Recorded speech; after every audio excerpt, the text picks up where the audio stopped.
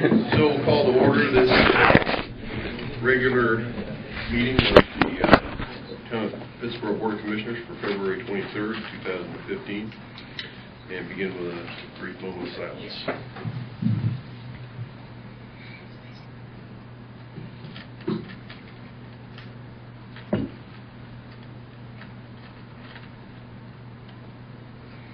Thank you.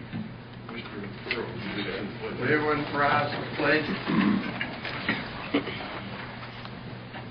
Pledge allegiance to the flag of the United States of America and to the republic for which it stands, one nation, under God, indivisible, with liberty and justice for all.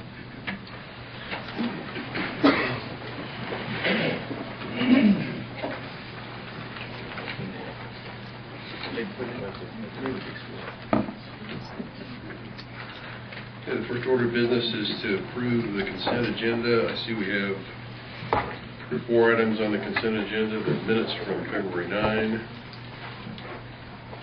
approval of the Stormwater Administrative Manual, authorization of the manager to begin negotiations with the Wooten Company, and approval of the Christmas parade date. Are there any items that board members want to pull for discussion? I'd like to pull item number 2, and we can throw that at the very end if we like. Is the engineer here to discuss?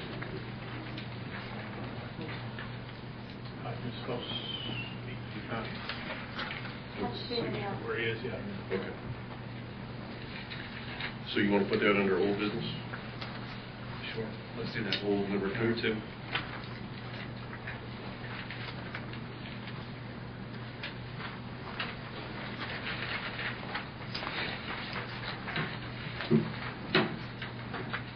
And let's see, the other one, is everybody's good with the Christmas parade? We've talked about that multiple times, so nobody wants to go up. Okay, so the only change is we moved item number 2, approval of the Stormwater Administrative Manual, to old business number 2. With that modification, do I hear a motion to adopt the consent agenda? So moved. Second. Moved and seconded, all in favor? Aye. Opposed? None opposed. The consent agenda is adopted. I need a motion to approve the regular agenda as modified with one addition. So moved. Second. All in favor? Aye. Opposed? Hearing none opposed, the agenda as modified is approved.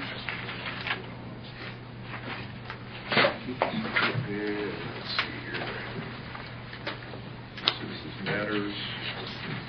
Clerk's handed me a sheet with no names on it. Apparently have nobody signed up to speak to Citizens Matters. Is that correct? Nobody here wants to sign up? Okay. We'll move on to the regular agenda.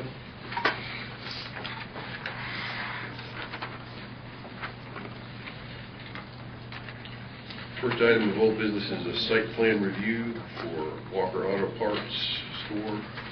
I believe you need a public hearing. Public hearing. Oh, I'm sorry, I jumped over to public hearing.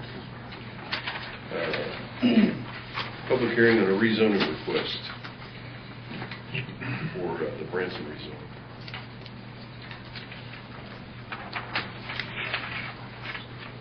Your motion to go into public hearing for that? So moved. Second. All in favor? Aye. Opposed? Okay, we're in public hearing for rezoning request 2015-01. Mr. Bruce Becker, are you going to introduce this? Yeah, I'll do my best. Mr. Bass sends his apologies. He's at basically the only time of year that he can get certifications training would be at his annual conference, and it just happens to fall on today and tomorrow. This, I believe, has the issue has come up for rezoning from Brands from LLC for 97 acres east of town on 64. The rezoning request would take the property, if approved, from R R-A5 rural agricultural to R-A2 residential agricultural. Mr. Bass has concluded his staff memo. Planning board recommended approval of the item back on February 2nd this year.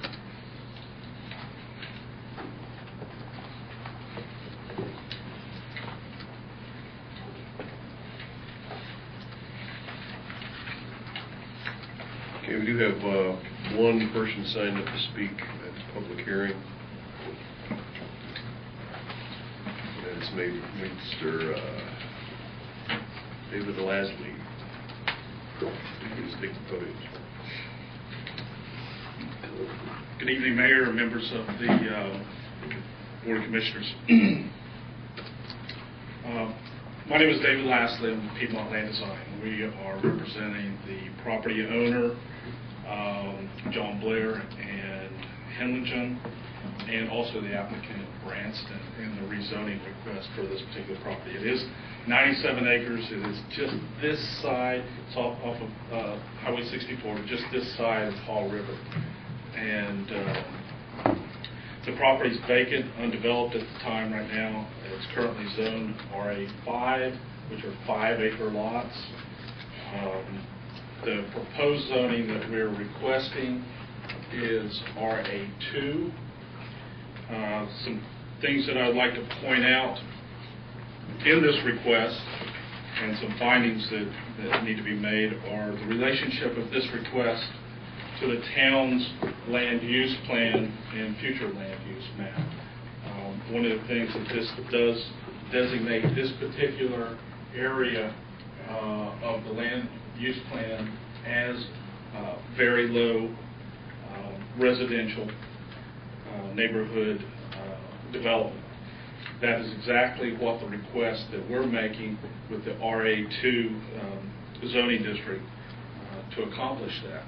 One of the things that is important with the RA2 is that it's set up to support developments where the town is not able to bring water and sanitary sewer to the property. And because of that, it has to have on-site septic systems. What that does is that controls and limits the density of the development. In this particular case, what we do is the development is really restricted to what good, suitable soils we have on site, and that really determines what the density is available on the property. As far as the population change, right now in going through just our preliminary evaluations, it looks like we might at best be able to yield 34 lots out of the property. That's a density that's just less than 3 units per acre. So it's not going to achieve the full ability of reaching the two units per acre, so, or two acre minimum lot size. So transportation patterns in dealing with the property, access is from 64 from the service road.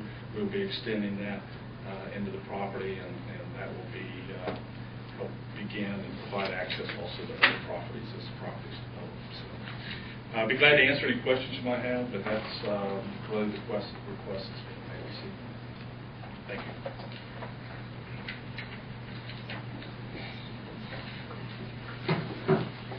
Does the board have any questions for that speaker or for the applicant? Is somebody else here representing the applicant? Yeah. Sure. You are. Okay. Do we have any questions for? I've got one question, point of clarification. The application states that the requested zoning district is RA-2. And the explanation of the rezoning request states that the zoning request is RA-2 conditional zoning district. So is it truly to be RA2 straight zoning, or is there a conditional zoning to be associated with the request? Straight. It's a straight general use zoning request, Okay. not conditional use.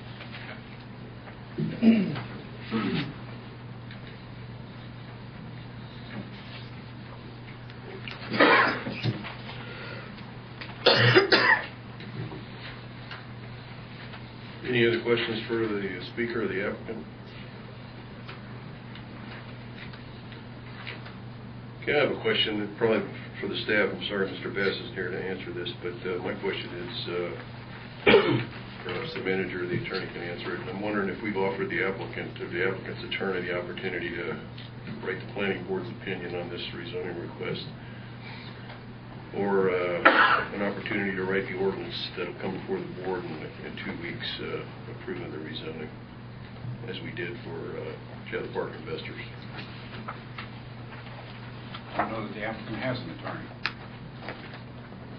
Well, was the applicant afforded that right? If the applicant chooses to offer one, I'm sure we can consider it.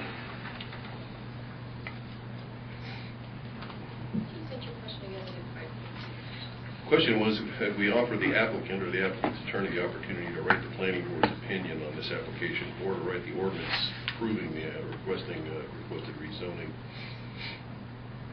I'm asking that because that was the process that we used for the recent approval of the Chatham Park investors rezoning. And my concern is, if we aren't offering them that opportunity, it feels to me like we're trampling on their constitutional rights to equal protections under the law. If we have one set of rules for one applicant and another set of rules for others.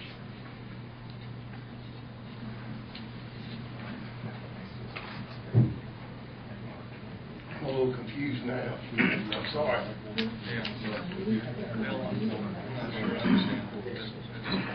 The planning board has a recommendation of approval.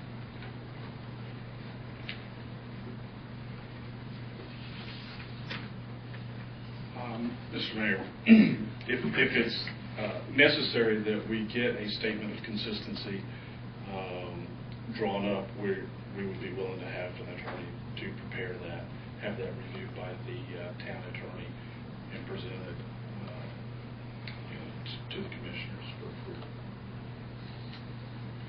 Or we could have that, or you could grant the town attorney that right of being able to approve that after your approval this evening.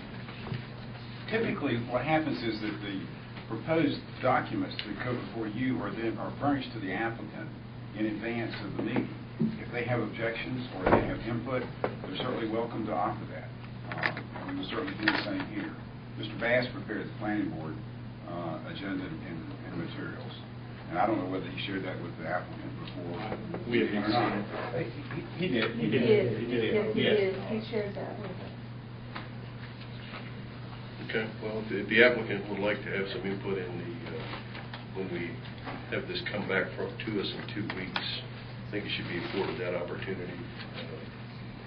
If he chooses to waive that opportunity, then he can certainly express that waiver of that opportunity to the manager or to the planning board, planning director.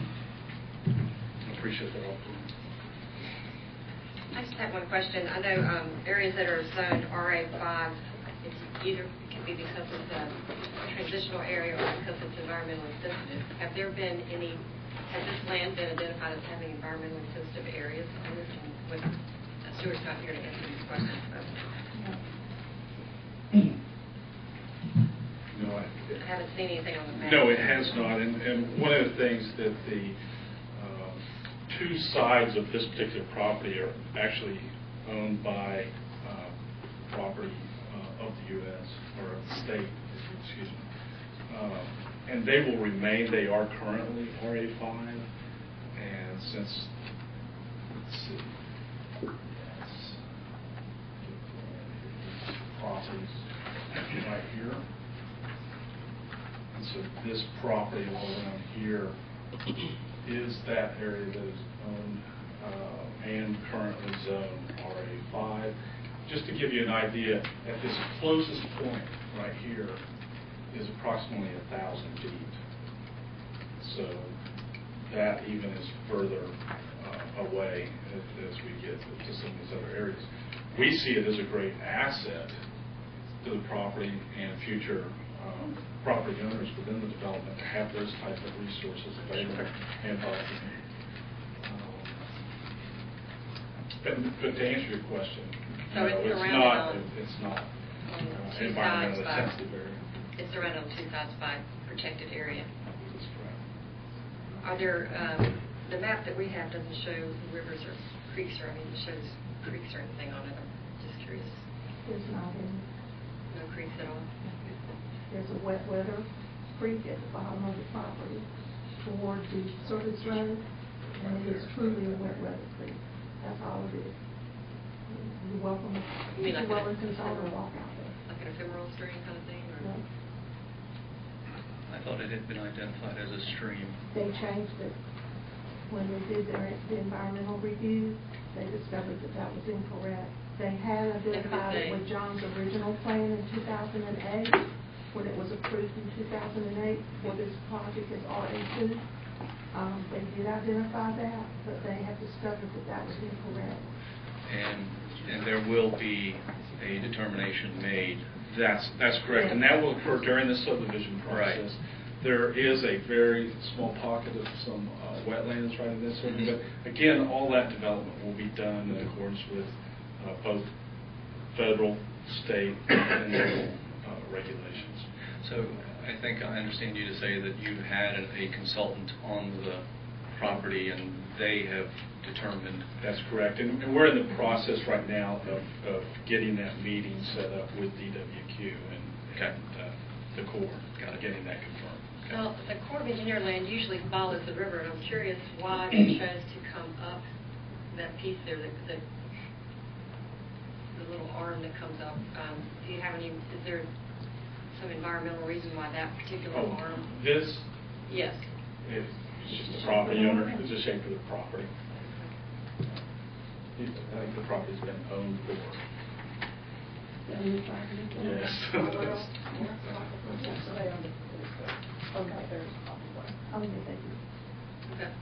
Okay.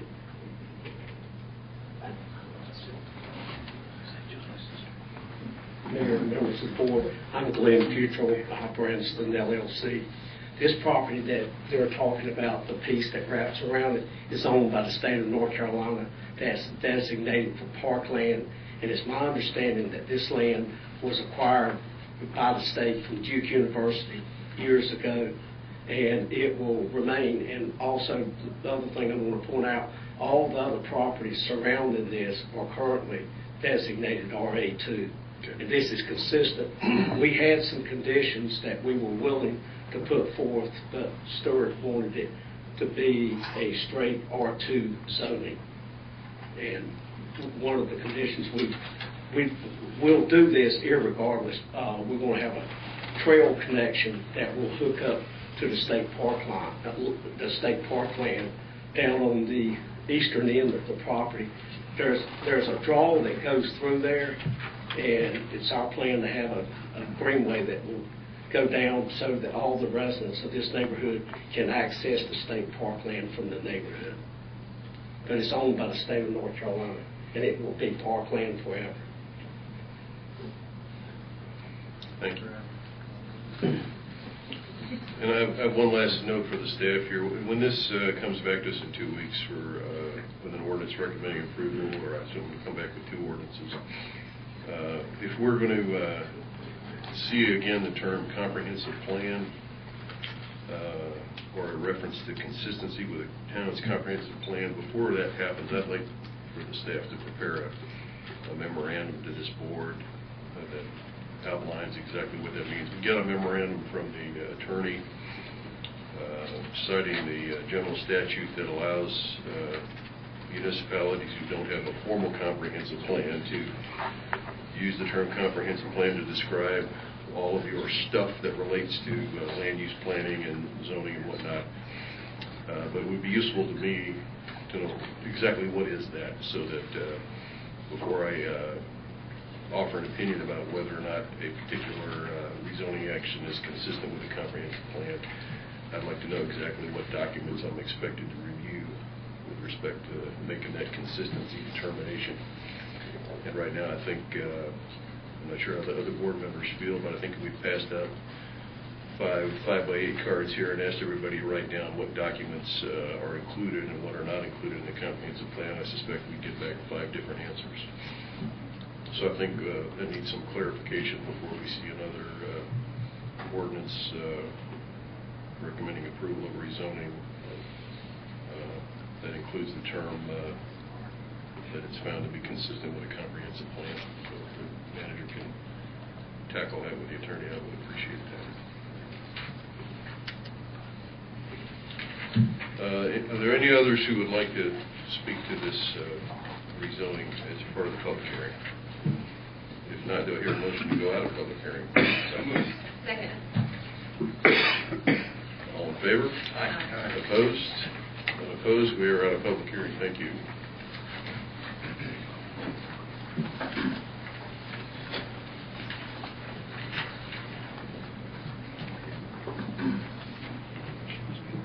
Okay, now we're on to old business site plan review for the Walker Auto Parts store.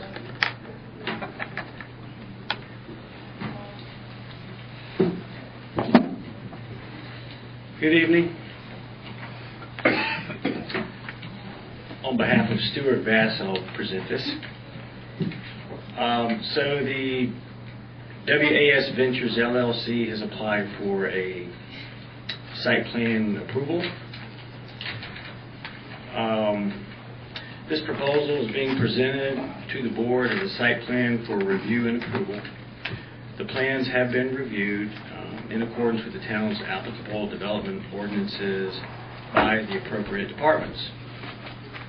The proposal is to construct a one-story commercial building totaling 6,750 square feet. It's immediately across the highway from here. Staff recommends approval of the proposed site plan. The Town Planning Board recommended approval at its regularly scheduled meeting on February the 2nd, 2015. So I'll do my best to entertain any questions you might have. Any questions from the board? Okay, while folks are thinking, I'll just make an observation. I've reviewed the plan and the staff notes. I didn't find anything in there that I have serious questions about, but I did note with curiosity there was a footnote up there that says that there's no need for a solid waste services spot for a dumpster or anything because the owners proposed to take all their trash and put it in their trucks and haul it back to Raleigh, which seems like a really difficult way to get rid of your trash, but if that's the way they want to do it, I don't know that I pose any objections to that. It just seems with all the cardboard, you know, if you've got an auto parts store and you're packing boxes of this, that, and the other thing, and your solid waste removal plan is to take it home to Raleigh, just seemed a little bizarre, but Take it to the right recycling center. yeah, Near enough. I don't know that that's something I would check to, other than just make the observation that it seems like an awful lot more work than it needs to be to get rid of your recycling trash. Staff made the same observation before the planning board meeting, and their response, which was accepted, was this particular structure is not going to serve as your typical auto parts retail. It's mostly going to be for distribution, and they have another service where they serve UNC vehicles and other things. So it's going to be less retail, less sales, and more just material movement. So they'll have less trash, less recycled materials. That was their answer. Yeah. And in looking at the parking lot, I mean, I think if they were to later find that that wasn't working, I think the layout of the lot allowed would, you know, they could backfill a dumpster site somewhere down on the south end of it there. So I don't think there was any objection. I just thought it was a little strange way to get rid of your solid waste. How long do you think it'll take them to construct it? I think about traffic going in and out. I think 6 to 8 months, depending on the weather.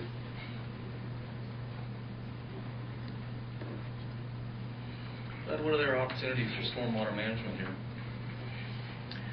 Well, they're exempt from the stormwater ordinance manual, or ordinance. But what they are doing, and Why is that? They're less than 1/2 an acre disturbed. Okay. They're actually at .49, with about 364 square feet remaining. Well, they'll cover that other. But what they're doing is they're having a vegetated flow to the north into the DOT right-of-way. So all the runoff is going to go through a vegetated area, not only on their property, but once it gets into the culvert and goes under the drive, it'll go about 300 feet in another vegetated swale before it enters the stream. So they'll have a lot of opportunity to drop total suspended solids, etc., along vegetated swale. But they're not doing any on-site detention or treatment. Have they gone through the nutrient calculations just to see what their threshold is? I mean, I know they're really, really tight on that disturbed area. Yeah. They weren't required to, so they didn't.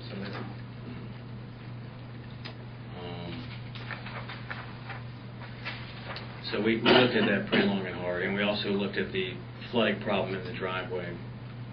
Yeah. And I was convinced that everything's going to bypass that completely and not go out in the driveway, not flow off the site into the driveway to make that more of a problem. So you're satisfied they can do this without exceeding the threshold? I am. I'm going to kind of hold the engineer to the line. And what happens if you can't hold them to the line, or something happens during construction? Well, if it's during construction, that'll be an issue that Chatham County is going to work on with sediment runoff. If sediment exits the site, that kicks in the erosion, the state law of erosion and sediment trespass and all that business, which is in the erosion control ordinance. I mean, the answer is really it depends on what they did and how bad it is. If it becomes a real issue, I'll address it. But it's hard for me to speculate what might happen out there. Okay.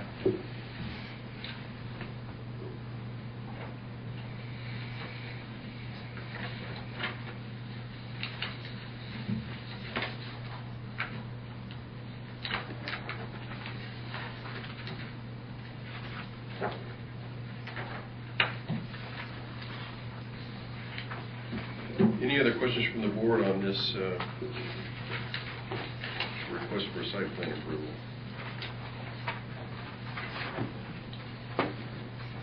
If not, do I hear a motion to approve the site plan as submitted?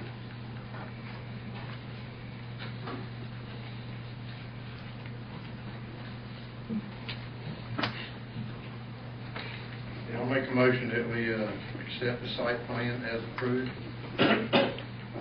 Second. All in favor? Aye. Opposed? None being opposed, the site plan as submitted is approved by the board. Thank you. Thank you.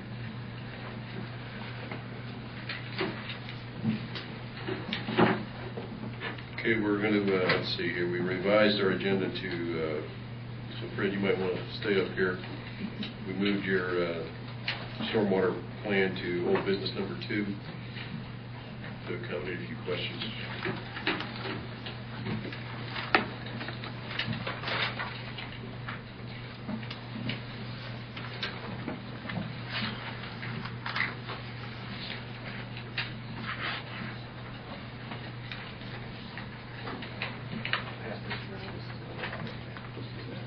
Okay.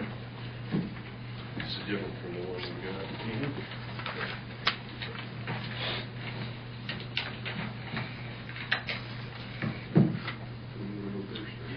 I had an outstanding comment.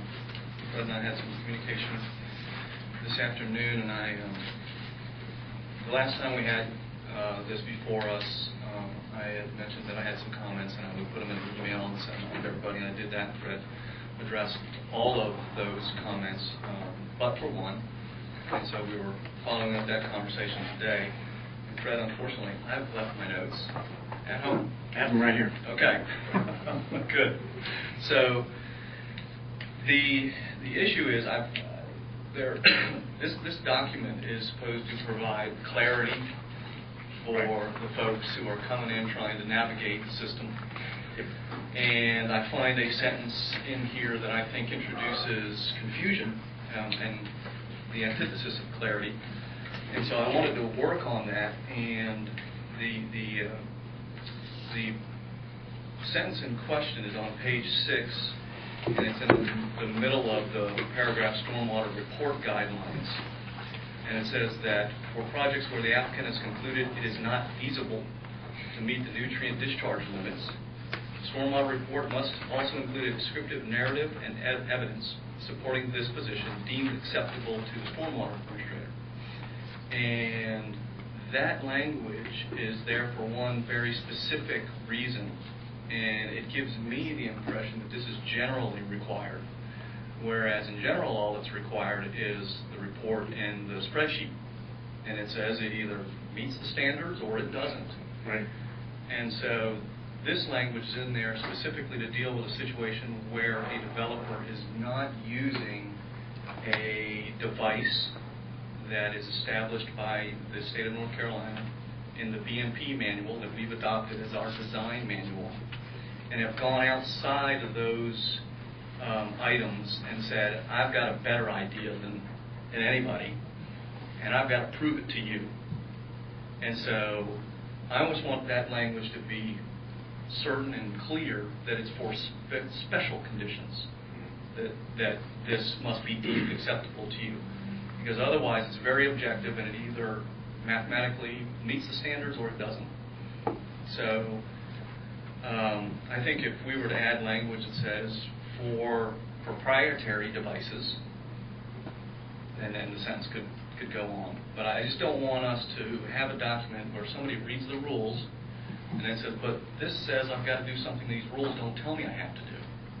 So that's my concern, and it's been my concern all along with the manual, is that we not regurgitate code, because when the code changes, then we got to remember to marry up the two documents. So if we could make that clarification in this document, I'd be much more satisfied with its achieving the goal of adding clarity to the process.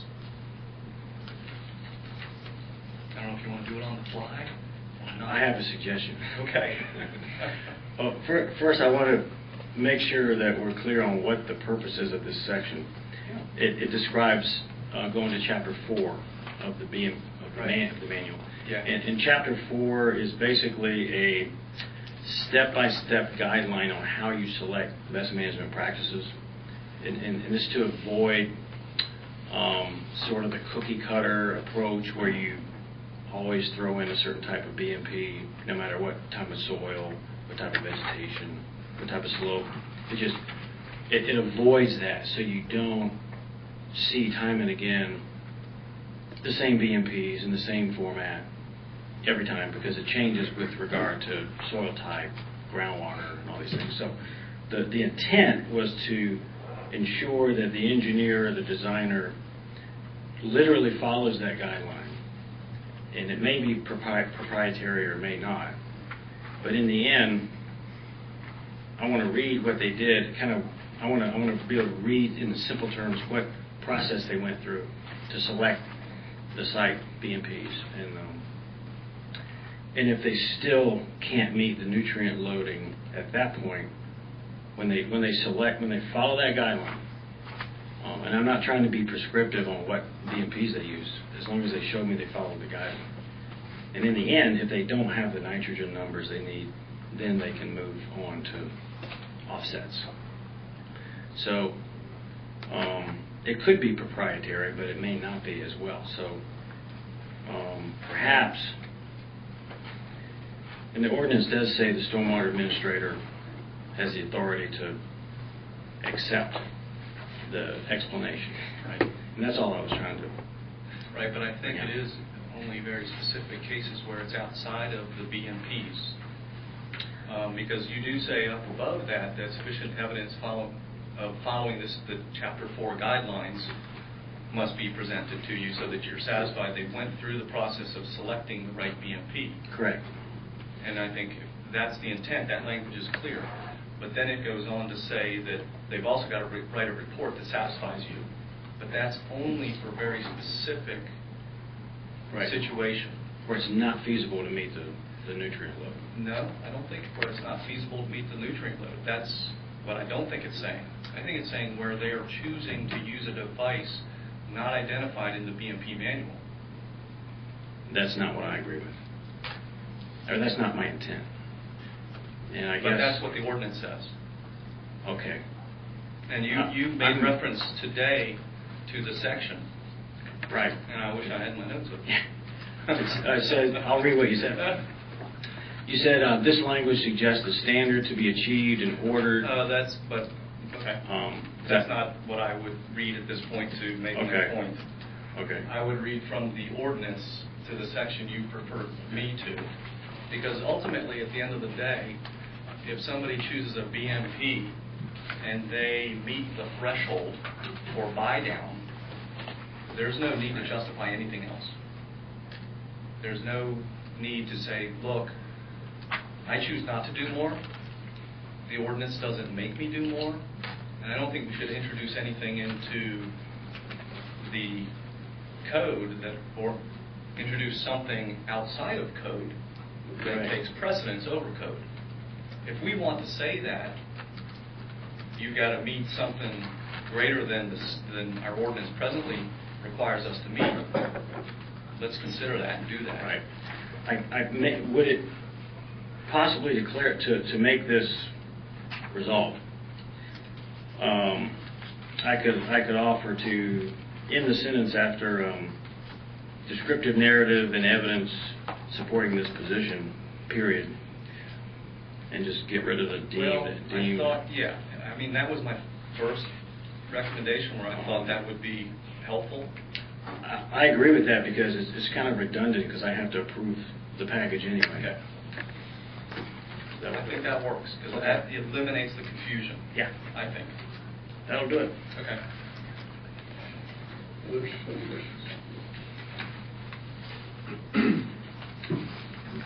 I got just a couple here that are just to remove my ignorance here, I guess. On page 3, it talks about upon completion of and prior to the town's issuance of a certificate of occupancy. I guess I'm a little confused about right now. We have all of our building inspections done by the county, and they issue certificates of occupancy around building construction. Is this a different kind of certificate of occupancy? No. So, I'm sorry, on page 3? Page 3, it's about fourth line down. It says, upon project completion and prior to the town's issuance of a certificate of occupancy, the applicant will require to blah, blah, et cetera, et cetera. So, I guess this is 2 questions. Is the town going to get into issuing those, or is the county still going to do it? And if the county's still going to do it, have we coordinated with them so that they know to hold off on? How are they going to know not to issue until you've done what you need to do? That's an excellent question. Yeah.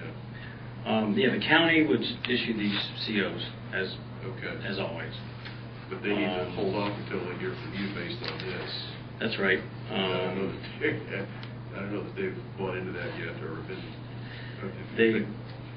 Essentially, it's kind of like with the fire department. We have to coordinate with them on COs, and so this would require a new link to their building inspection department as another box for them to check. That was my concern, that clearly there was if they're still issuing the certificates of occupancy and they're not made aware of this new stormwater requirement, that checkbox needs to get checked before they issue, then we need to put some, I don't think it has to be written into this, but just procedurally, between you and the inspections office at the county, you need to sort out when they need to slow down and when they may proceed to issue that CO. So, and I'll also double check the flow chart okay. on that, because it should be in the flow chart as well.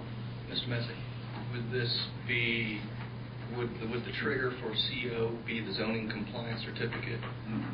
Zoning compliance is at the very beginning before you get the building permit. The CO is, of course, at the end. Yeah.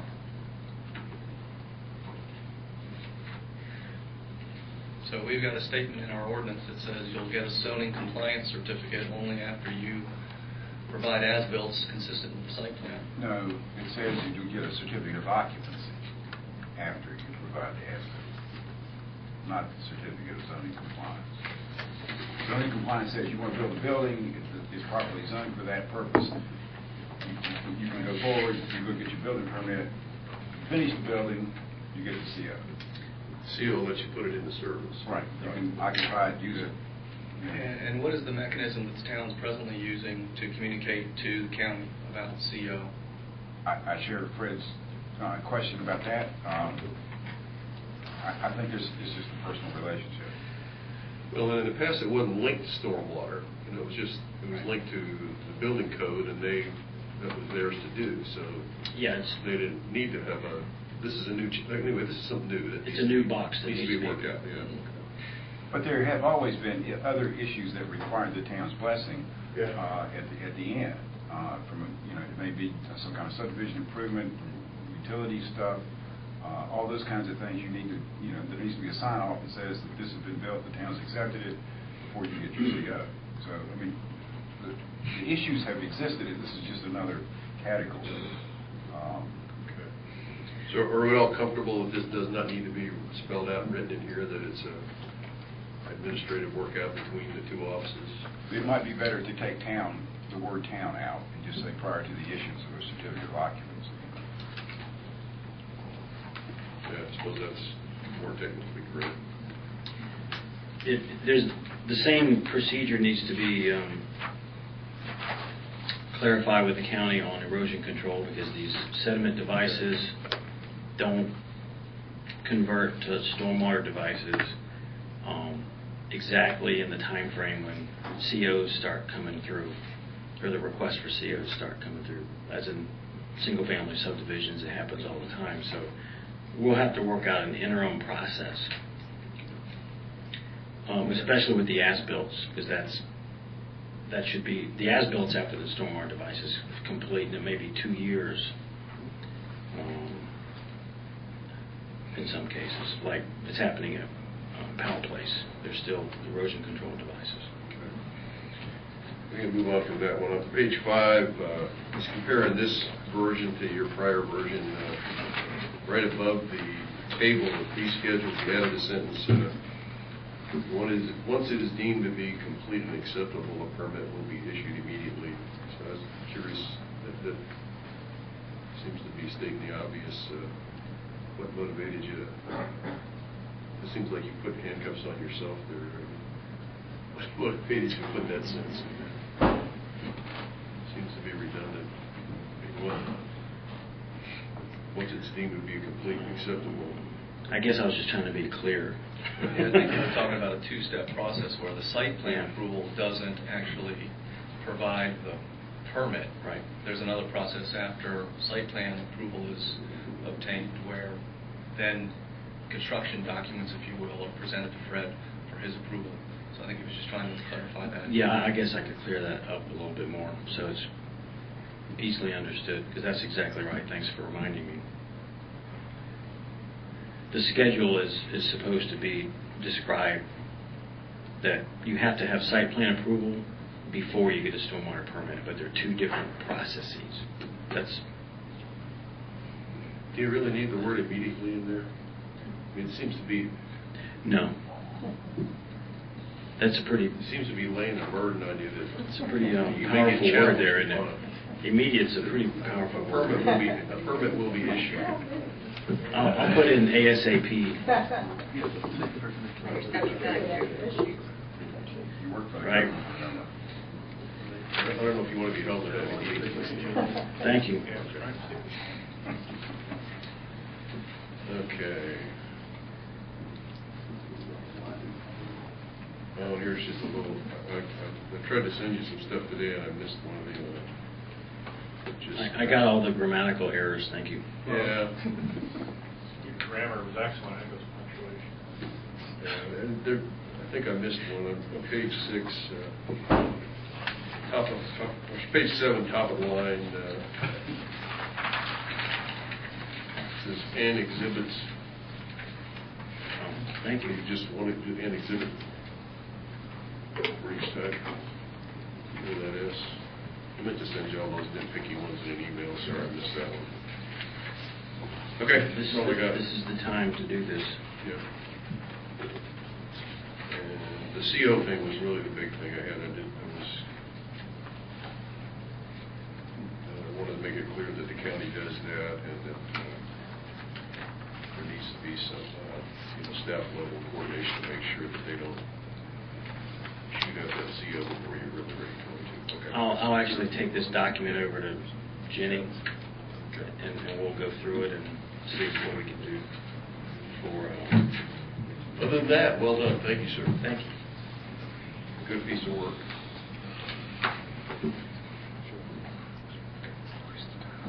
So, let's see here. What was the action we had on the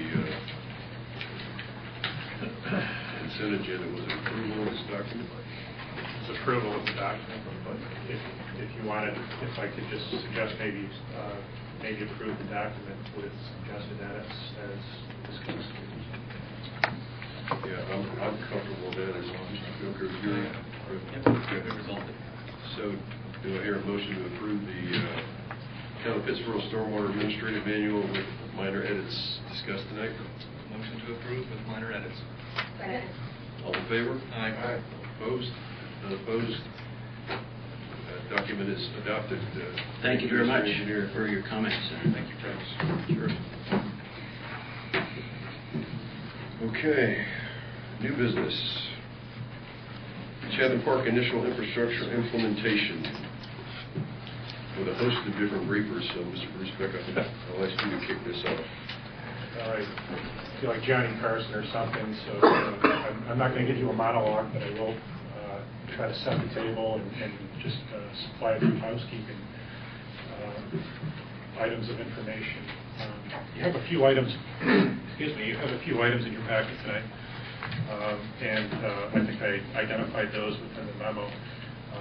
But as far as a preamble, what we're looking at this evening is an overview and discussion of some of the infrastructure options that have been discussed with staff in recent last couple of months. And I think before we at the staff level and in dealing with the developer got too far along, we thought it would be appropriate to at least lay some of those options out for you so that we can get an idea of the technical aspects of the infrastructure, particularly water and wastewater, but also too some of the financing, ownership, operation, and construction issues that have been discussed or sort of thrown out there as well. And this evening, to help discuss all those pieces, we have Mr. Tim Baldwin from McKim & Creed, who is working with Preston Development at this initial stage, and he can go over some of the infrastructure concepts. However, as I mentioned, with regard to the ownership, financing, and operation issues, there has been some legal movement in the form of P3, or what are called public-private partnerships, and that's a relatively new construct for the state of North Carolina. And Mr. Jeff Hughes from the Department of Environmental Finance at UNC School of Government is with us this evening to kind of give an overview of some of the state's recent history of public-private partnerships. Now you'll see in the materials that I presented, there was one piece in particular that involved a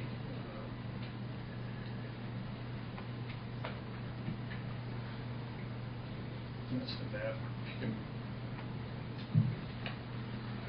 can indulge me for a second, we'll go back.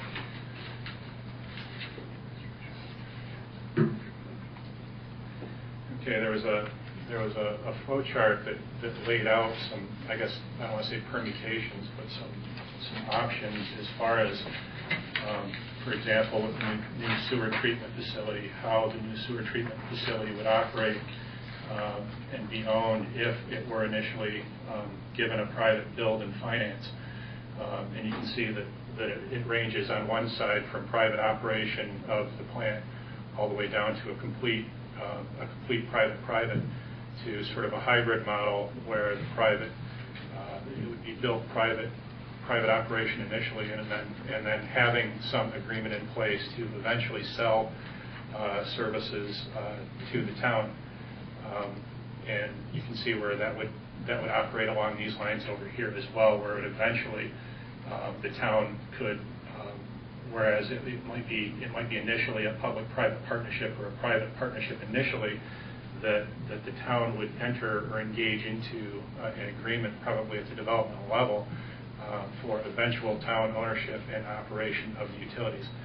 And so this is kind of the magic that has to happen after this in terms of being able to, first of all, identify, as Mr. Baldwin will talk about, some of the technologies, but then getting into a discussion of how we would go about actually bringing forward from an operational and ownership standpoint later.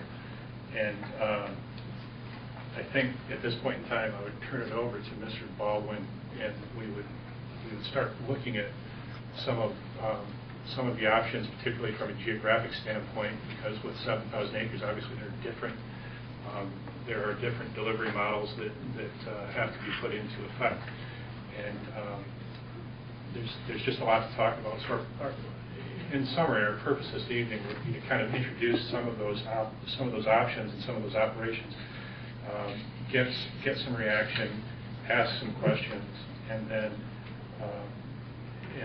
try to get a feel for you guys whether or not we're on the right track and how we might progress this. Mr. Baldwin, if you'd like to take that out. I don't know which piece you'd like to operate from first, probably the map. Yeah, I'm thinking the map. I don't think they need to read the memo. The memo is fairly short, and I think to the point as far as the different things that have been discussed, and so you have that in your packet. But the map gives us a geographic feel for what's happening and where. Yeah, I'll apologize. I've been fighting a cold and cough, so I brought this up in case I start barking, so you don't have to call animal control. Hopefully I'll make it through. And really, there have been a lot of different possibilities that have been considered, and really what the memo shows is what our collective or combination of unilateral and collective staff has been as what might make sense initially. There's really nothing carved in stone. There's nothing that's completely prejudiced and decided, and so as I go through this, I'll talk about some of that as well, and obviously Chuck's going to follow me with some discussion that could influence that as well. So let me separate between water and wastewater. It's an easy divide, and the water system is a little more straightforward, as we've discussed before. The premise had always been basically to provide water service from the town as a normal sort of development project where there be certain facilities constructed by the developer turned over to the town to operate. Some of those might be subject to some form of reimbursement through credits on impact fees or whatnot. But what drives it is to drive some of the major facilities is that the higher ground on this development up in the North Village, particularly north of the bypass, is at an elevation that even your highest pressure zone right now can't adequately service. Your tallest tanks are at 679, and that would result in low pressures throughout much of the North Village area. So we get and so a new pressure zone at an elevation of at least 710 would need to be created, which translates to a new tank with an overflow elevation set at least 710. So, our initial plans for that, in a vacuum, would be to come off, and just so you're oriented, you've got 15501 here, and the bypass here, new interchange. So it would be to have the booster station coming off the main supply line from the water plant here that tracks up 15501. And then that would be located somewhere in this neighborhood, and feed this new pressure zone, which is sort of outlined generally by the blue. Now that's following a contour. Obviously, that's going to shift a little bit based on where roadways and houses and such are. But in general, that's the area that would be served by that new pressure zone, with a tank to be located in the village center area, somewhere just north of the new interchange, as a sort of concentration of demand, particularly with the hospital, when the hospitals come. And that's also about the highest ground as well in that area. Now, since that time, we've had a number of conversations with your staff, with Fred and John and Mr. Griesbeck, and we're working on some other possibilities and options that might be a better win-win for everybody, that might result in a somewhat taller zone, that part of the existing town system could be converted over into and eliminate some of the low-pressure problems you may have in certain areas. It might allow for the abandonment of that existing standpipe, which has been a little troublesome at times in terms of its ability to maintain pressure adequately. It might mean being able to do away with this booster station and instead upgrading the finished water pumps at the water plant, sort of kill two birds with one stone, and be able to just utilize those to feed that new system. So there's a few more options we've discussed several times, and we'll be in the next week or two, and you'll probably hear more about that possibly at your next meeting. And so there may be an option that works better for both the town and equally well for the development. And on that, you're talking about the pressure issue on the north side as far as the water distribution system is concerned. Just to be clear on that. Right. There are some areas now that experience low pressure, especially when the standpipe draws down quickly, which it tends to do under high demand situations. So again, there are some collaborative options under discussion right now. I guess we'll move to wastewater now. Do questions anytime you want, or we can go through it and then do questions, however you want to do it. This is fine, just at your discretion. Ricky, I have one question. Mr. Ball, you said something about this new interchange right here. Is this not the intersection, the interchange where the elevated water tank is? Is that not the interchange down there at 64 just as you come into town? That's a new one. This would be on the bypass. This is north of the bypass, Okay. where the new bridge would be. Okay, where the tank will be, where the proposed bridge. Right. Okay. Right. Although again, part of the discussion might involve siting the tank back over near your existing standpipe and million-gallon tank, which is some of the higher ground in the area, down somewhere between Fire Tower Road and 15501, where your existing tanks are. I think if I could, I mean, maybe the first time we saw this map, this was the tank that was discussed or proposed. Correct, and I think that in subsequent conversations, we identified a common pressure problem and thus an opportunity for a common tank, and that's the conversation that took place even as late as today. So this tank right here may be located in a different spot. Yeah, your existing tanks are down here. It's Fire Tower Road along in here with some of the highest ground that exists, and so a tank located somewhere over there might, again, solve some of your problems and still be able to be connected back into the Chatham Park development and serve that as well. The existing tank is right at the top of, bring the arrow down, and you're right on this neighborhood. You're right on that, right there, you're right at it. Standpipe's Right, there. yeah. It's right there. So, interestingly, your circuitous line that connects all this, it terminates pretty close to Yeah, it gets a little weird in here, and then debatable how you do the pressure zones and where you do the cutoffs and that type of thing. So south of the bypass, it's a little less determinate, a little more flexible. But yeah, there could be an opportunity to site that there and even abandon the standpipe. And it just means that the connecting piping back in, either up this way or down this way, would have to be done to have that flow routed. That's essentially what the pumps plant does now is pump to that system. So it's a big matter of doing what needs to be done to recruit those pumps to work against a somewhat higher pressure. Is there a plan of a elevated tank anywhere behind Lowe's? No. No. Big in this area. And what we'd be doing here would be solving a low pressure situation that occurs right in that area, so. Yeah, I mean, part of the driver for over here was the thought that we would start with a smaller tank so that we didn't have so much water in the air for so long and have water quality degradation problems from the age of water. And then when the growth was sufficient, the demand was sufficient, repurpose that to be a reclaimed water storage tank to feed the reclaim system, and then build an even larger unified loadable tank, again, either there or over here. But given some of your more pressing needs immediately, then it might make sense to rethink that and go ahead and start a tank that serves both systems and deal with a reclaim tank later.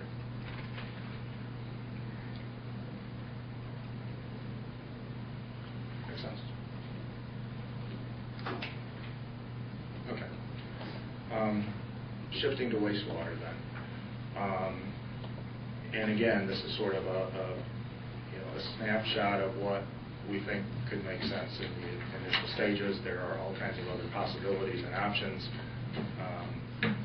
But right now, you obviously have service up into this area with the school and the learning center. And it has some amount of capacity. There are some restrictions as you get into town that are being looked at and potentially alleviated. So, our thought and plan would be to continue to have this area come to the town through the town system and to the town's plant.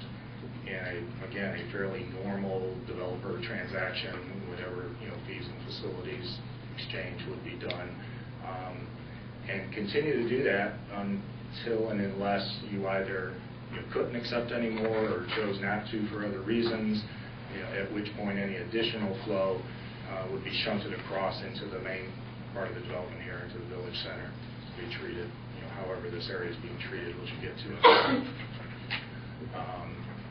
Currently there's about 100,000 gallons of capacity physically. Right now there's paper capacity allocation issues to resolve and such, but again, while you have some capacity and are planning for additional in your plant, if this is attractive as flow and revenue source to better utilize that, consider doing that since it's already basically connected, and then just deal with some limited improvements as they're needed. The bulk of the development here in the north area, north of Business 64, what we looked at, and previously we talked about maybe even a more decentralized version, but this version has now essentially 2 treatment facilities. One smaller one in the North Village area that is, at least right now, planned to be sort of an example, a demonstration, an example of how sustainable can a treatment facility be. Something that is a very compact footprint, a very compact energy signature and carbon footprint, something that's shown as very sustainable, something that generates 100% of reclaimed quality water, and all that water is to be used as reclaimed water in the north area, no discharge. Starting out at about 100,000 gallons per day, perhaps expanded to 200,000, probably not growing huge. It could get bigger, but again, that's designed mainly to be both a sustainability beacon as well as to provide reclaimed water. Largely, major user would be the hospital once they came in with the cooling towers and energy systems that they have. They could use all of that water at that point, let alone what else could be used for green waste irrigation and toilet flushing and all that kind of thing. But for the bulk of the flow, it was planned to create a second sub-regional plant down here, sort of in the business bypass 64 gap, if you will, sort of on the east end of town. and to begin at roughly 500,000 gallons per day, and to go ahead and build that portion of the new outfall sewer that would be required to get to the river. And so part of this would be reclaimed water back into the development, and if there was excess, to utilize a portion of that discharge capacity and to get a portion of that line in place and usable both by, the town and the park. Now where it goes from there is a large question in terms of the expansion. It could be expanded. There could be other regional options that materialize with adjoining municipalities. There could be collaborative options that materialize with the town. So again, we talked early on about the plan needing to be as adaptable and as flexible as possible to both phase the facilities as closely as possible to demand for them, to avoid stranding large amounts of capital, and to provide the ability to shift with changing regulations and emerging technologies to make best advantage of those things at the time when the need develops. So that's why I've started out at modest sizes right now to allow for those things to happen. I don't know how far we want to go with other things we've looked at or questions right now. We'll stop and see if there's any questions about that so far. What do you envision the reclaimed water use to be prior to arrival of the hospital? Well, frankly, use all of that for growing purposes, let alone stable irrigation on greenways, park areas, and all that kinds of things that would be set up and designated ahead of time. The 100 to 200,000 gallons a day can all be gotten rid of. Frankly, can all be gotten rid of without the hospital or with the hospital, either or. Are there large storage facilities required for periods of time when you can't discharge? With the amount of area that's available or necessary to be irrigated, no, it doesn't look like there'd be much at all. But that would require a lot of infrastructure to get to all those areas. Yeah, so it would require going ahead and getting that in place ahead of time. Or conversely, we could flip the other way and say, let's find a dedicated site nearer as a sacrificial temporary excess disposal area, which would be more economical to build initially, but it would be sacrificial and be abandoned at some point down the road. Again, that's a little level of detail that we really haven't gotten to yet.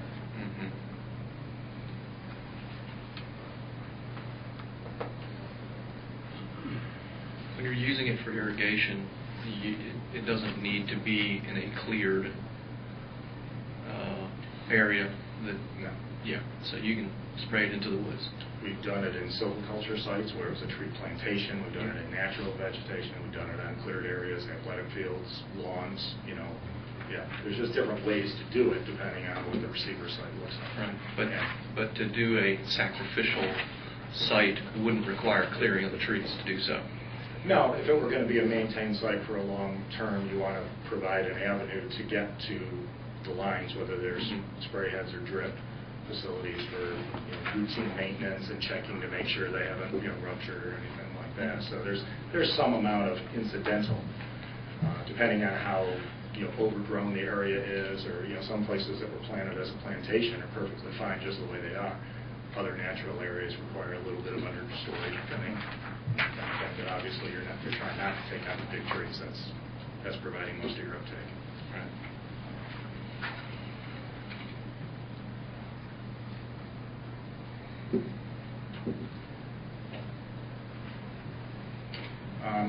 As far as, and again, we're going to have much more discussion about ownership financing options here following me.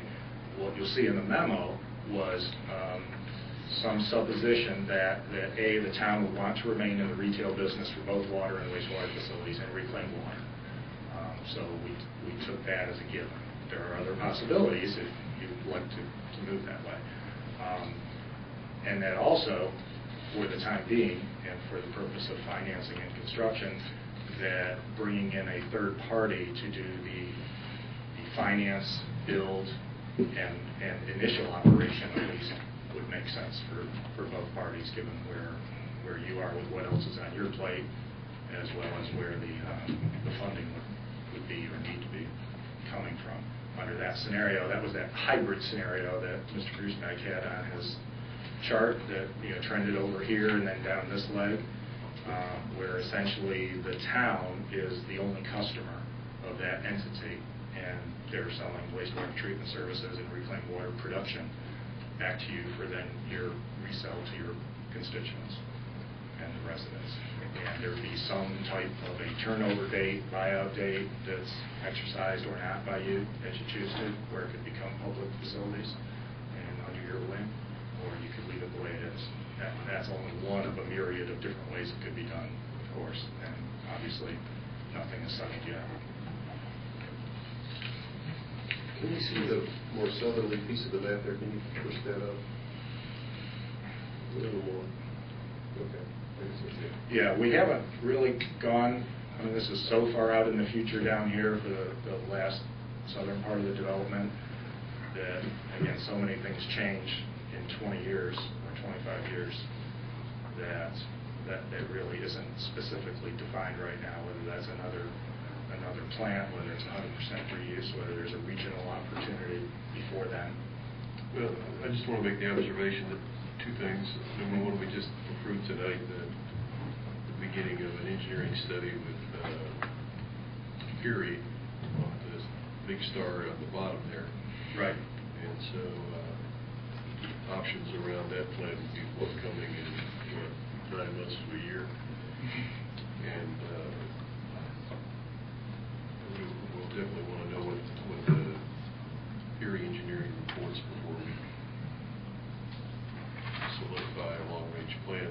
Right. And the other observation I'd make is that our existing wastewater collection system looks like it reaches out to a point almost within walking distance of your other star there. And it seems like there, yeah. So it seems like there would be, if you're running a line to if you're proposing running a effluent line to the river there,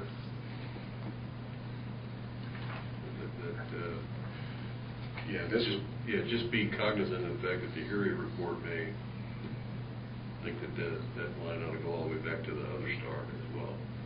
Yeah, I mean, at some point, depending on, obviously, you've gotten permission to discharge more into Robeson Creek right there, yeah. But then above that, anything would have to get to the river or be reused, correct? Yeah, your systems out in here are pretty small until you get somewhere near here. You get some bigger interceptors in place to move flow that way. But yes, at the very least, this would be a leg that would be done and over with, and then just a connector that needs to come in. We've also talked about the possibility of collaboratively doing something over here at the Townsend facility, which is closer to your plant and might provide some opportunities. There's an existing permit, lagoon, spray field, some things that perhaps could be done over there that would make sense for both parties as well. The permitting is still in place at the Townsend facility. And for what capacity is that again? Well, they have a flow capacity, but it is largely nutrient limited and such, so you probably, depending on how you look at it, it's either 80,000 gallons a day or almost 400,000 gallons a day, depending on the level of pretreatment. One of the things we looked at for over there, as you may recall, maybe at one of the public meetings we had last year, one of the technologies we were looking at again along the sustainability line were those things we called energy ponds, which were an energy positive treatment plant that make more energy than they use, but they require a very large footprint. That's the only downside. They're really simple to operate, generate high quality water, 3 different revenue streams, but they need a big footprint. Townsend facility would be a great location for that. There's a lot of land over there. It's not really being used much else. There's lagoons right there that could be converted into some of these things. So again, as a collaborative thing, that might make some sense for at least for phase 2, perhaps. And they like food. So in theory, you could send all your biosolids over there to feed those ponds, get that off your current site, and then expand your current site more for forward flow, liquid flow, and not have to deal with solids at your current site.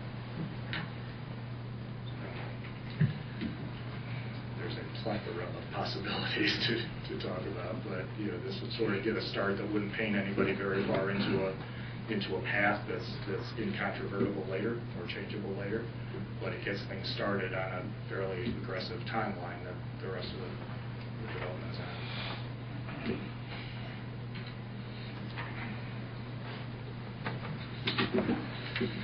So, yeah, depending on the infrastructure and where it's located, that's going to kind of largely, and the phasing of it is going to largely dictate how we finance it, and to a certain extent how we go about eventually, or the possibility exists that we could allow a third party to own and operate it as well.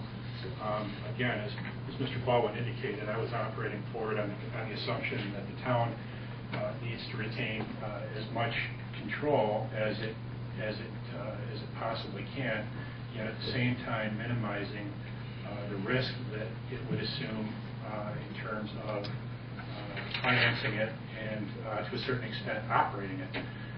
I think in some cases, depending on how the development would phase in and depending on how significant the infrastructure would be, we would be hard pressed from a staffing perspective, if this were to happen tomorrow, obviously, to be able to operate, certainly much more of the facilities that you see identified on the map. And so that's why, from the standpoint of being able or having the option to look at some third-party operation with the possibility for eventual town ownership and operation, I think is something that we all might want to at least talk about at some point in time. But the important thing is I think that we're looking at this from the standpoint of cooperation, that we're willing to hear what the developer has to say, and that the developer is also willing to hear what the town can tolerate in terms of risk and workload. Also, too, as you guys, as the board has indicated in previous meetings, we need to be mindful of being able to collaborate with other communities, and not just from the private perspective as well. And I think we do have things, as you're aware, we do have things moving forward in the collaboration front as well, certainly in the form of the Jordan Lake Partnership. There probably are other authority possibilities for wastewater treatment heading south. And we haven't really gotten into those much tonight. It's probably a bit premature even to do that, just because we want to try to identify what we need to do in our backyard first, and then see what other capacities that we might have to identify in terms of other, cooperating with other authorities and so forth, particularly on the wastewater front.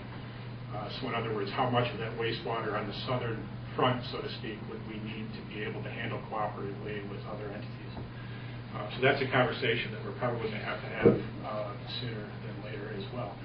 But again, we asked Mr. Hughes here tonight to kind of provide an overview of what the state has encountered as far as its public-private partnerships and what they've encountered.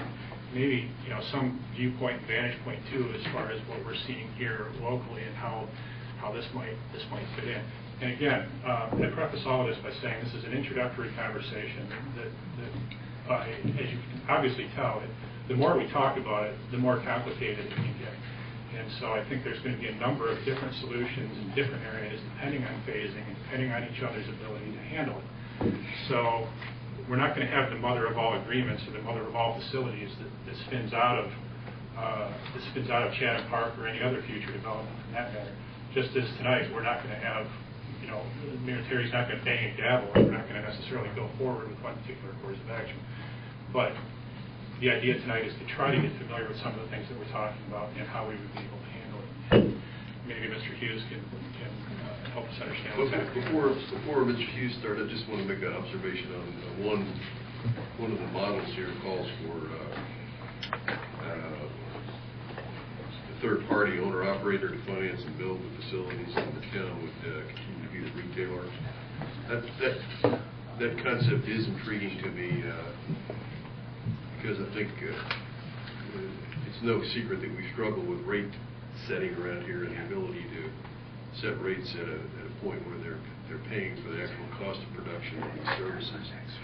If we become the consumer of bulk wastewater services from as a private entity, that they would set that rate.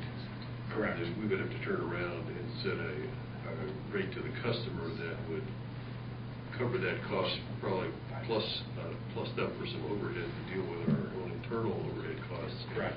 And it would be, I'm very interested to know the mathematics of that to see if economies of scale to be gained by working through a model like that would actually result in a rate reduction rather than a rate increase. That mathematics is interesting to me. I know it's pretty turned in. We can't provide those mathematics tonight, but that's...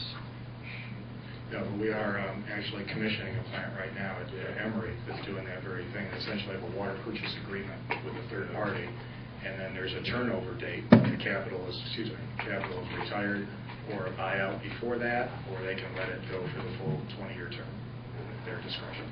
So that'd be something to talk about.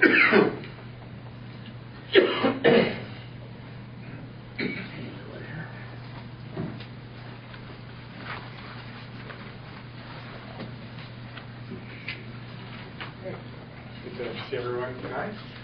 It's been a long time since I've been in Pittsburgh talking about water and sewer in front of an electric board. I used to be the Chatham County Public Works Director, so I'm having a very interesting nostalgia here. But I got asked tonight to just go through some of the public-private partnership models that you have at your disposal legally, and then to try to intersperse with that some of the examples and experiences that we've had in dealing with local governments across the state, either with different options that you have in front of you or with options that have a number of similar characteristics. I also put together just a list of some general criteria which could be also explained as the things that I hear people complaining about later after they enter an agreement. So this is just one way of looking at kind of the questions that you would ask. There's a mix. If you want to go forward, go to the next slide. I just put these in if you need to go back to those. So I was going to, again, start with just some of the criteria, go through some of your legal options, and then open it up for questions. So go to the next slide.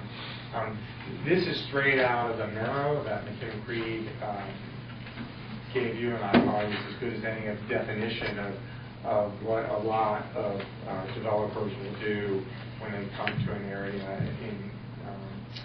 in North Carolina or nationally, but for that matter, where the developer will come in with their contractors, will put the infrastructure in and then basically hand it over to you to do that. And they do that for a number of reasons, and that system works for a number of reasons. One of them is the procurement is fairly straightforward. The developer can actually use their procurement to actually build the infrastructure to your specs, hopefully. But the procurement is part of the reason why this is a traditional model. When the assets get bigger and bigger, we tend to see it a lot more complicated. When they actually get to the treatment plant facility, this is not necessarily the traditional model, but we don't see that many developers building the type, certainly the facility that you're looking in the southern area. The facility that you're looking in the northern area, we do see some situations where they might follow the traditional model of a package plant or something like that, but this tends to work really well for lines within private property that gets handed over. But when you're talking about the magnitude, you really are looking at probably some alternative models. Go to the next one. So just so we know, it's very complicated, these systems and these agreements. Okay. There is every flavor of partnership out there in North Carolina and across the country. And it's really a mix of the components of a water wastewater system and the activities. And you can mix and match in a lot of different ways. I don't want to confuse you, but we could probably have 30 options that had all these different ways of mixing these two together. But I like to look at it as, in order to serve your public, you're going to actually have the treatment facilities. And I did it for water and wastewater because they're very synonymous. But have a wastewater treatment plant or a water treatment plant.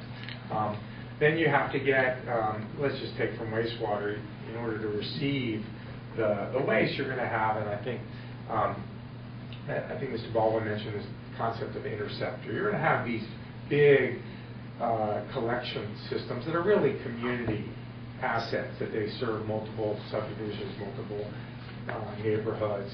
So you're going to have that feeding right into the wastewater treatment plant.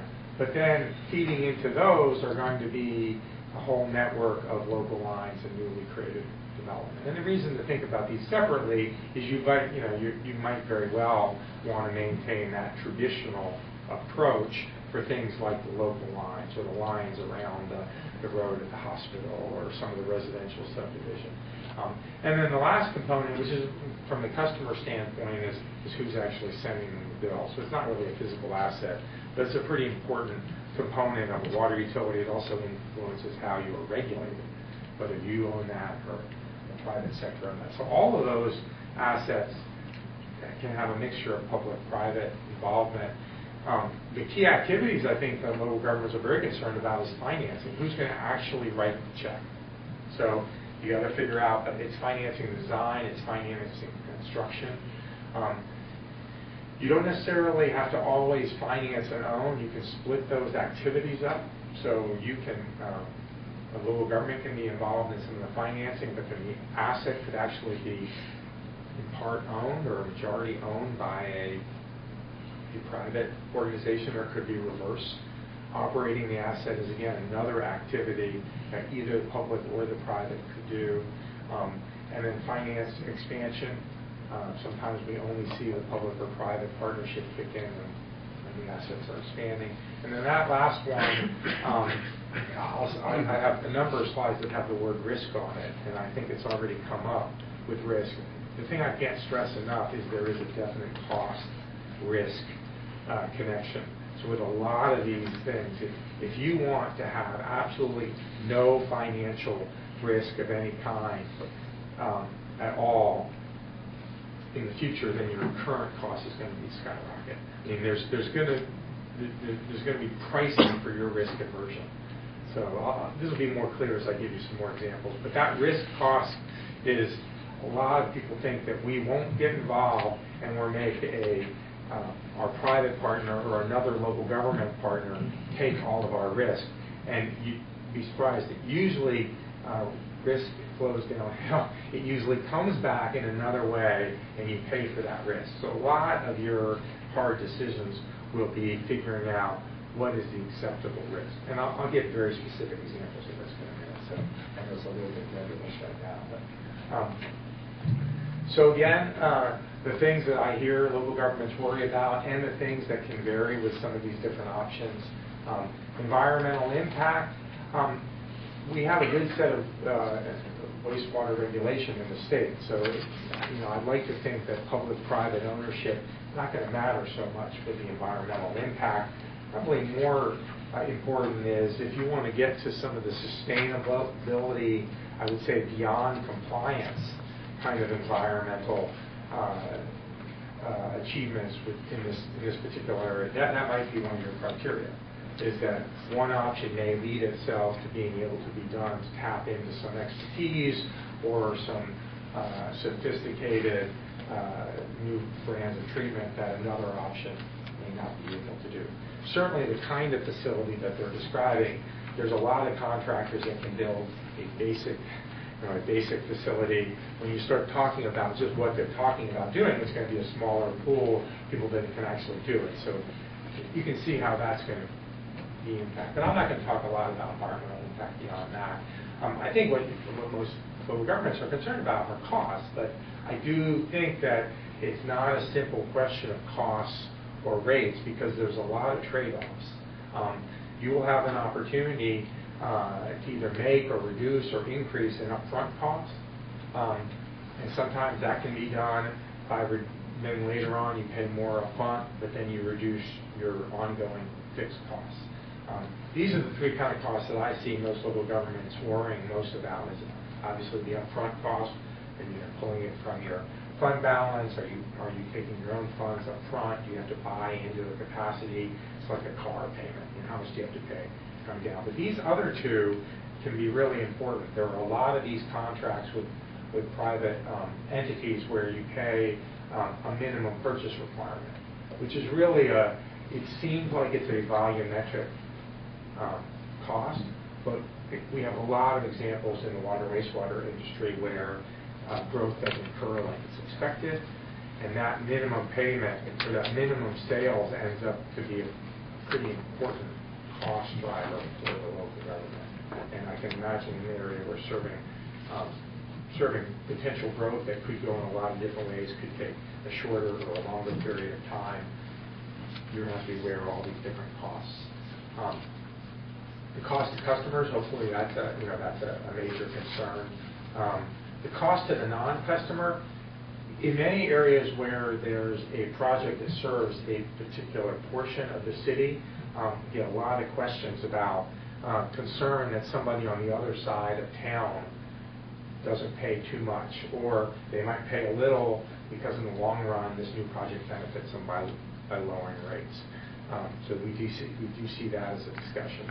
Some folks want to draw a complete boundary, and just go, okay, if we want to guarantee that anybody living over on this town is not impacted, positive or negative, a dime by this project. So there are different models that will get you that. So if you just wrap all these facilities right into your utility, as just made them big part of utility, obviously what you're doing, in a good way, you're pooling the costs among a large, I think what you were maybe starting to talk about, Mary, you're pooling the costs around this larger area. Maybe you can drop costs for everyone, but you also could raise costs for everyone.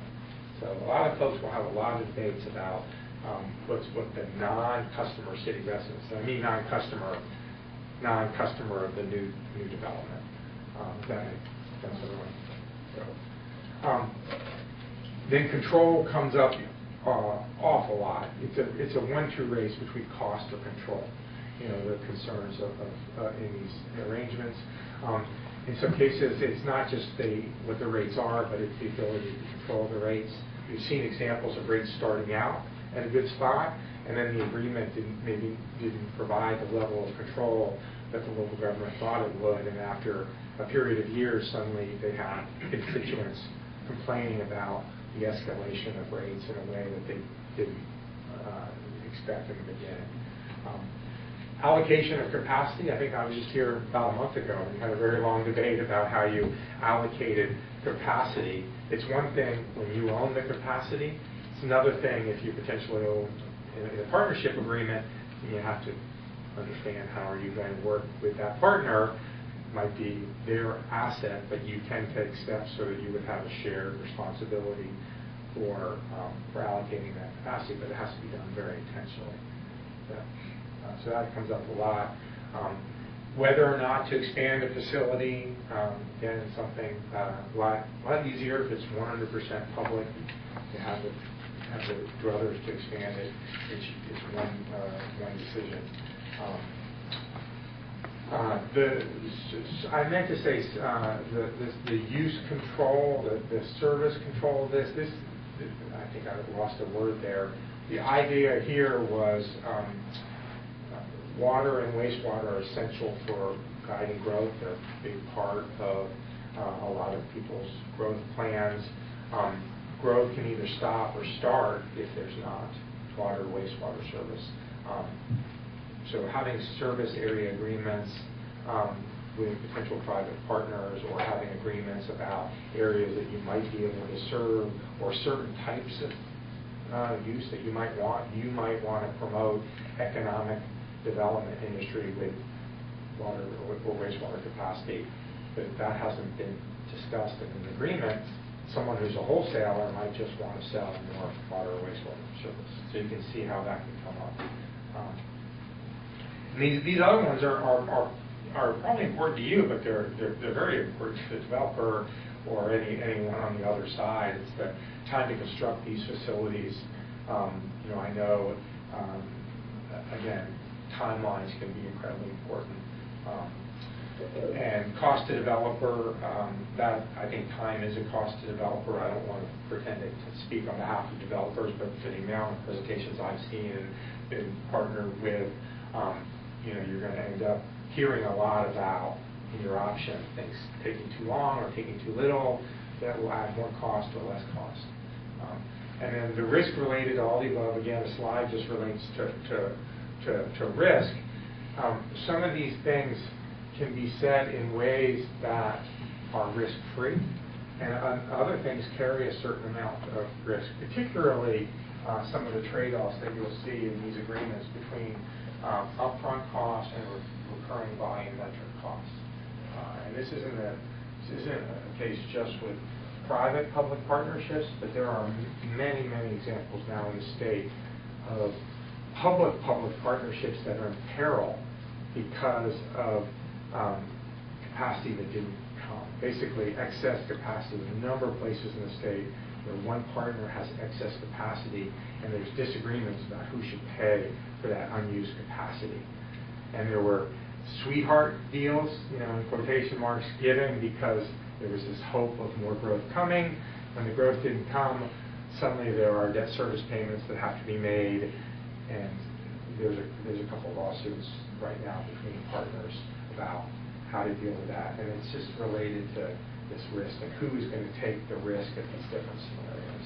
I have a question about that. Sure. It seems like another risk is what happens if the private company goes bankrupt or something? What happens to the town at that point? Well, you probably can map that to some of these costs, but that is going to be definite, that liability issue. I mean, there are ways of dealing with that, but there are certainly many examples of, in smaller scale, along the coast, of package plants that were owned by a developer to do a small coastal neighborhood, might have been transferred over to a smaller operator. And there's been a couple, I'm not sure full out bankruptcy, but I've gotten a number of calls from local governments along the coast that have had to take over these small package plants because the private operator, is spending up their head. So, they don't have to go bankrupt, but if they start sending out bills for $300 to their residents, they may as well go bankrupt for the amount of headaches that the local government board has. That makes sense. So these are the models, the different options that we could go up to 20 on this with that easily, but these are the ones that are that I see the most of across the state. And then there's a few in here that I don't see very many of them across the state because I think Mr. Group's mentioned we have some new legal authority in North Carolina, so that's one of the reasons why we don't see a few of these models. But the one on the top we see quite a bit, and I think it was mentioned in the memo, I think, as just an option, so I wanted to include it, and that's the regulated utility owned and operated with sales directly to the customer, and that's the local government decides not to be in the water and wastewater business, and you have that right with any of those map areas to say no, thank you. There's not a requirement under North Carolina law for the city to provide water and wastewater services. You can just say, no, thank you. But what would happen by default would be the developers are going to want someone to run a utility. There are a number of reputable utilities in North Carolina that make their business by going out and building, owning facilities, running lines, installing meters, sending bills out, the whole shebang.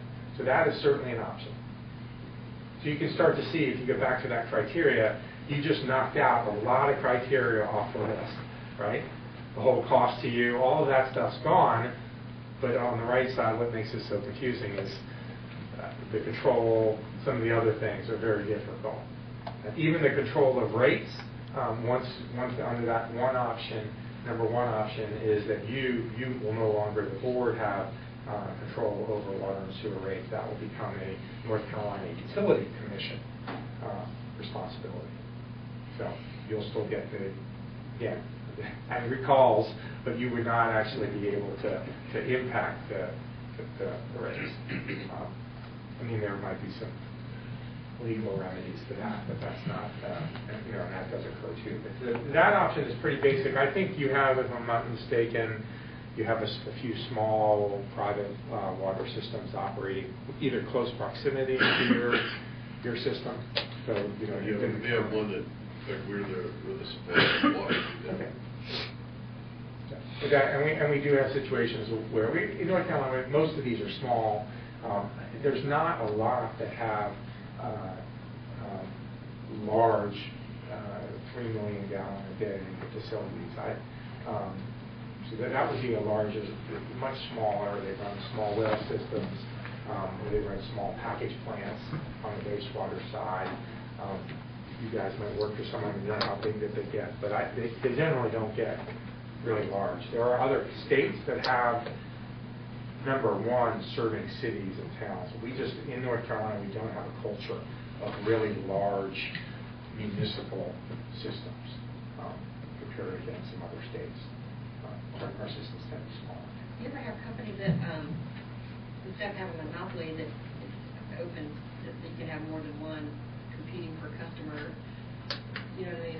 Yeah, well... That's just regulated so that that's not possible. Yeah, the way, and I'm not by any means an expert on utility commission regulation, but you will get a certificate for a service area, and I don't think the utility commission, in fact, I know a utility commission is not going to allow multiple utilities to run water lines. I mean, because one of their principles of regulation is to prevent that kind of multiple destruction. Their view of keeping your rates low is, a pretty complicated accounting-oriented rate setting process where they allow for a rate of return on investors, that's anywhere from 8 to 12%. But so, in theory, there wouldn't be gouging. Okay, that's what I was wondering. Yeah. In theory, our way of regulating utilities is to not, open market, but more of a close review of their finances. So they would be allowed a fair rate of return. And there's a lot of debates, across the country whether that rate of return, when you add taxes and their cost of capital and the profit, how that compares to local government provided services. And I don't think it's definitive either one way or another. You can find examples of utilities, private utilities charging more than government utilities. You can find plenty of examples of governmental utilities charging more than I'll use the term regulated utilities. So I don't know how serious you are about that being an option here, but I think that's a lot of what I wanted to say about that one. The next one is the one that I think was the words were preferred approach in the memo, but it's a private utility with a wholly owned treatment facility with a wholesale contract. So it's still private, but there's a big difference between private and regulated. So private is just not a governmental loan, but you can have private facilities in North Carolina that meet certain or don't meet certain threshold, and the utility commission never gets involved.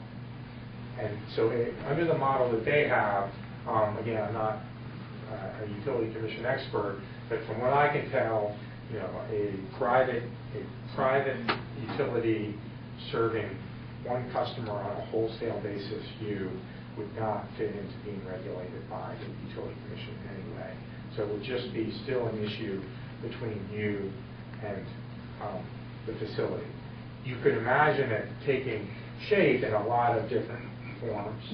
That you could start from now negotiating, or someone could come in and say they want to. In that case, you might have 2 or 3 examples of build a wastewater treatment plant here or here or here, and we'll take our wastewater to whatever offers us the cheaper price. I wouldn't advise that brand of competition, and you'd end up with a bunch of wastewater treatment plants.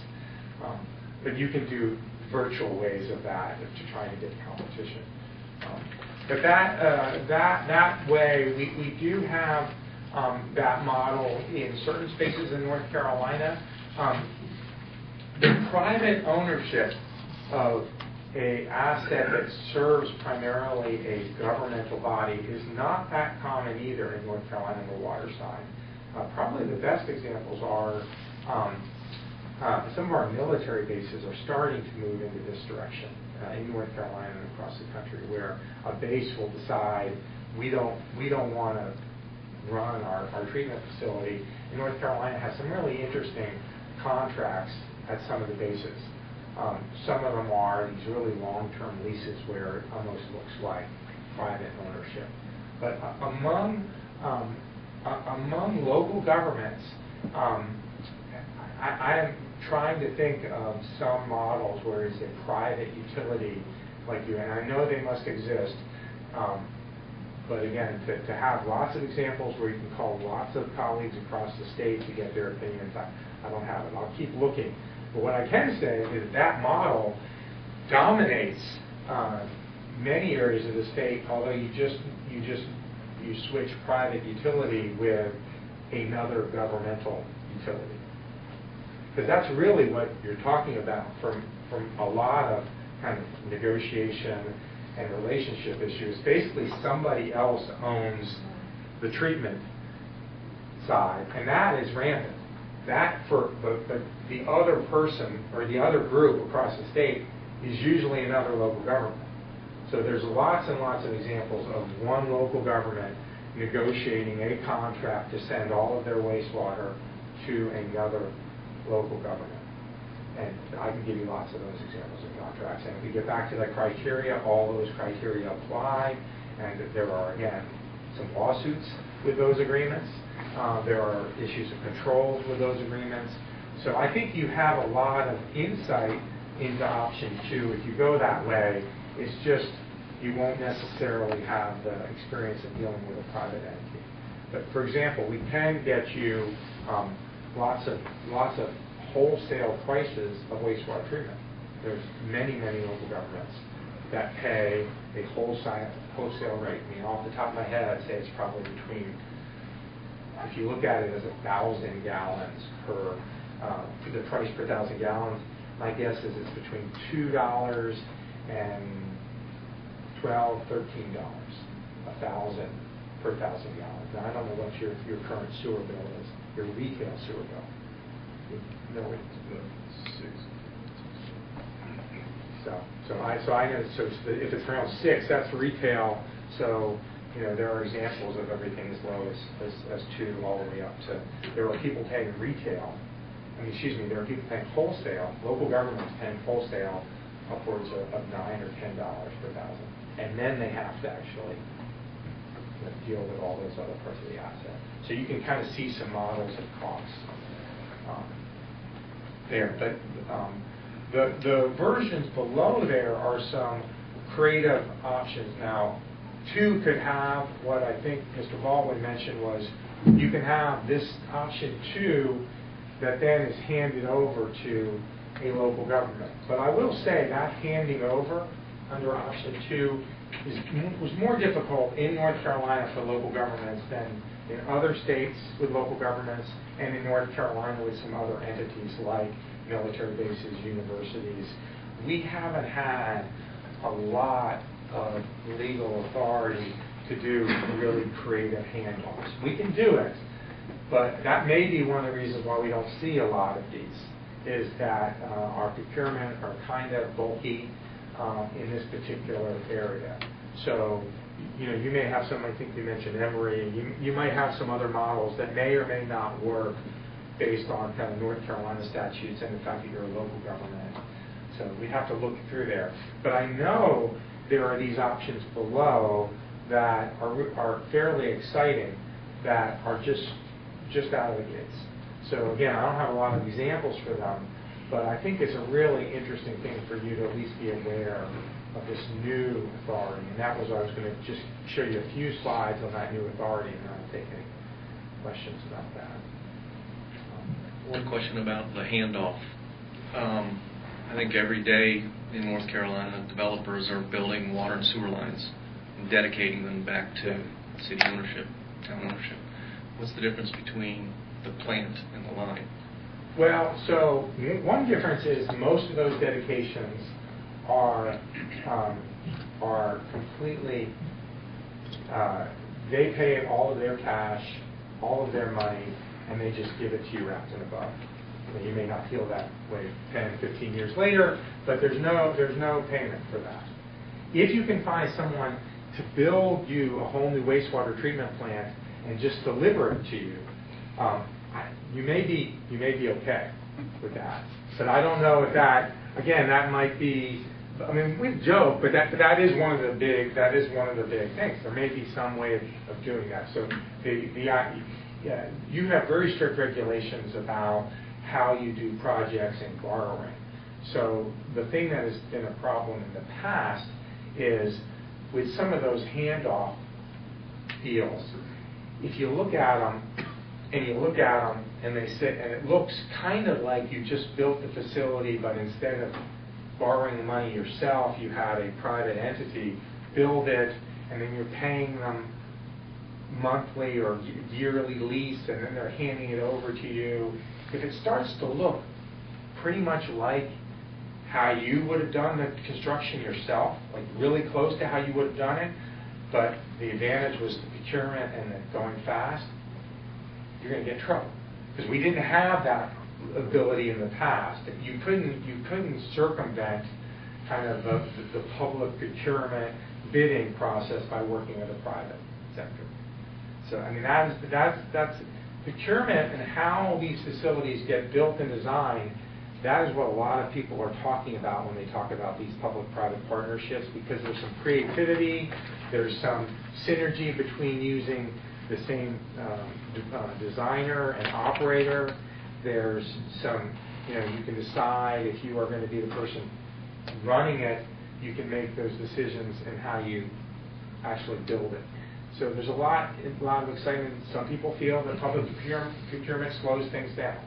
If you're going to do something innovative and there's only one group that you really have faith that can do something innovative, going through the procurement that's really set up for, to fit all the different public construction projects, not a very sophisticated, state-of-the-art, kind of unique wastewater facility. That's why a lot of people look at the public-private partnership, frankly, is that you can actually do things faster or with people that you might have more confidence in if you're just asking for a low bid. And believe me, that as a public works director that inherited a low bid water treatment plant that was closed based on a catastrophic accident when I arrived at Chatham County, there's something to be said for kind of that level of, picking who you want and that kind of stuff. But, so, I mean, I'm going on about this, but I think you will find this the public-private partnerships, the advantages that people are really touting are more about some of the creativity, speed, risk control than just cost. If you're just looking to save tons of money, I don't think the public-private partnership is going to make that much of a difference.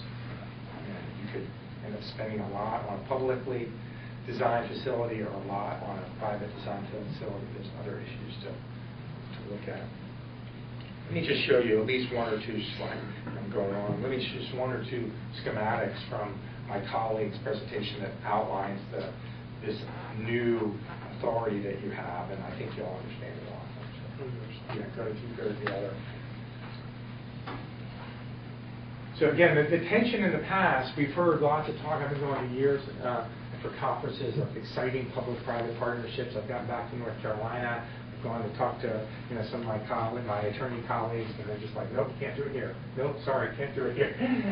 We really did not have some of the creativity that people were demanding or hoping for in other parts of the state. And as a result of that, I think there was some been pushing and a whole package of alternative contracting mechanisms got passed several years ago that specifically addressed this public-private and alternative construction delivery mechanism. It came in 2 or 3 years ago. We haven't seen lots of testing of them, probably because we haven't seen a tremendous amount of new facilities in this period of time due to recession. But we're now, seeing things pick up. So I think that's one reason I was talking to Mr. Grisbeck. I think, as I look at some of these options, you would certainly be an eligible candidate for them. whether you decided to do them or not, or go to some of the traditional options, that would be completely your choice. But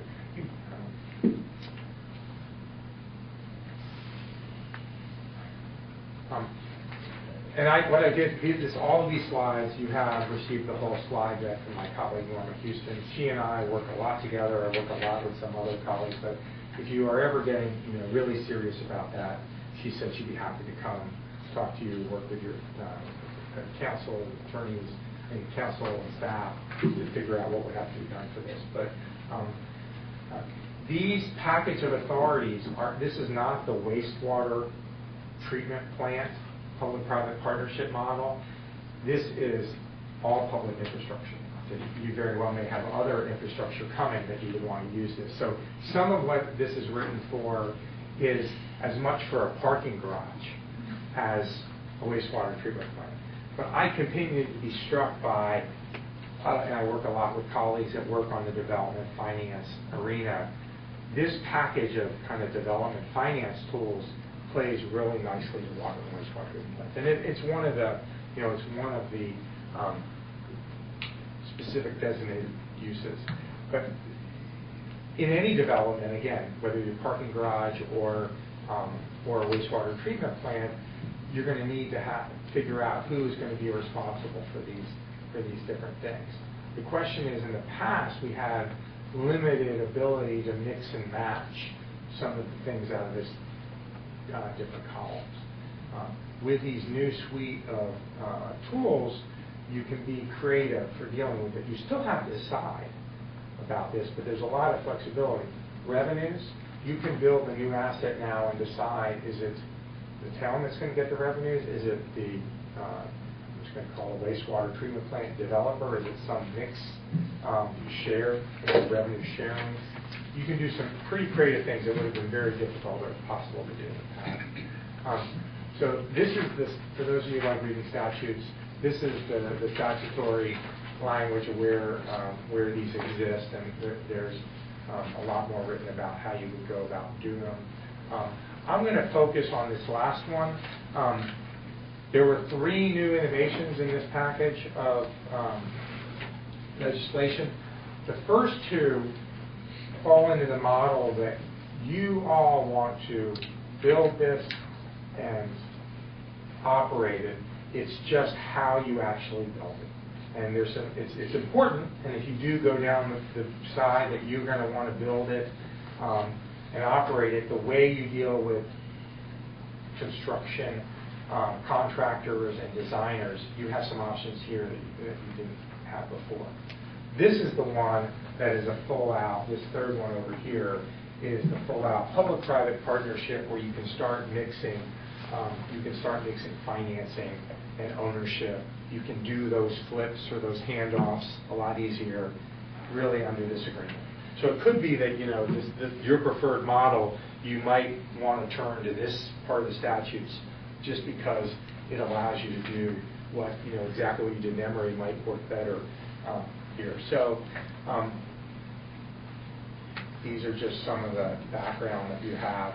This one's important is that the local government commission, I'm sure you're aware of, will approve any borrowing. They will also get involved in something that they deem as a long-term lease. So you're not going to get out of, if somebody else says they're going to build it and you're going to pay them $300,000 a year for 20 years and then take ownership over it, it might not look like you built it and owned it, but it does look like you built it and owned it because it looks kind of just like you're just doing a creative financing, and our local government commission doesn't. They want to be involved in creative financing. They're not going to. You're still going to have to go through. That's important from a time standpoint. You're going to have to go through them. The complete private option, the local government commission doesn't get involved at all in that. They don't care if it's just a private developer builds a wastewater treatment plant, and then you guys decide to pay them amount per 1,000 gallons of wastewater you send to them. The local government commission would not get involved in that.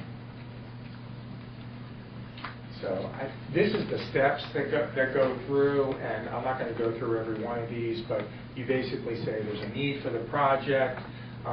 You publish a request for qualifications. In this particular case, the way it would work is you say that kind of what you're doing now. You have presentations by Mr. Baldwin, say this is what we want. We want parties that could be a developer, could get us a wastewater treatment plant using their own expertise to submit to us how they would do it and what their experience is and just some things about them. You would select the best qualified developer. Someone's done 10 of these, you could say someone's done 10 of these facilities already, you visited them, you like them, and that could be one of your criteria. You have a little bit more, or a lot more procurement than the typical construction project where you just have to go low bid. And that's, you know, that's again the option that you're buying with this type of partnership.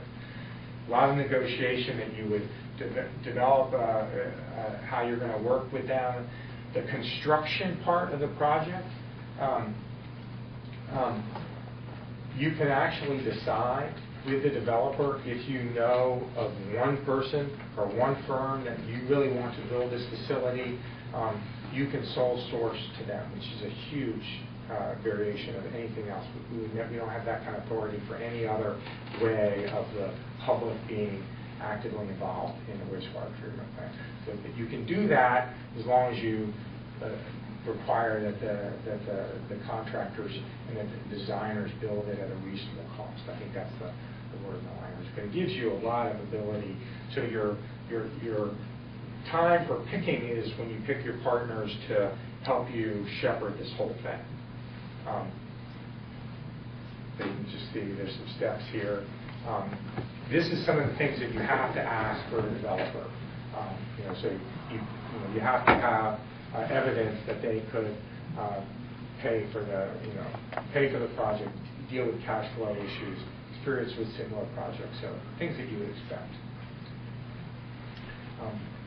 This is probably the most important slide for you. You could have, instead of a development agreement, this could be new wastewater treatment plant agreement. Property interest of unit and developer, that means who's going to own the facility. Is that going to change with time? That's where you might say the private entity is going to own it for the first 10 years, public entity 10 years after that. You can deal with those types of variations. Development responsibilities, we could all afternoon talk about land acquisition, permits, all of those different things can be split. Financing obligations are a key one. In this model, one of the catches is you can't use this model just because you want a developer that knows a contractor that has really good contracting skills. You want to have them just go out and build your plant. Under this model, the developer has to bring at least 50% of the financing cost. And one of the things that we're trying to figure out at the school is it's not particularly clear what that financing obligation means exactly. Is that if the thing's going to cost $4 million, they bring $2 million and $1? Does it mean that they borrow $2 million and $1 and you borrow $1,999,000? We have to figure out exactly what that means. But the idea would be it's not all going to be on the hook for you. And it has to be at least that. If you say that you want the developer to do 100% of it, you could start to see how this would get you to be, the option that's talked about. You could just say, we want you to do everything. We want to have a light touch for the first 10, 15, 20 years, and then you could start bringing it back. That makes sense to the folks. So this is stuff that is included that you have to work on. These are just things that you could add to it. And again, this is where you get some of the control issues. This is you're going to want to say, particularly if you give the developer or private entity a lot of control in building a customer, you may want to say that you don't expand at a certain rate, or you always maintain a certain amount of capacity.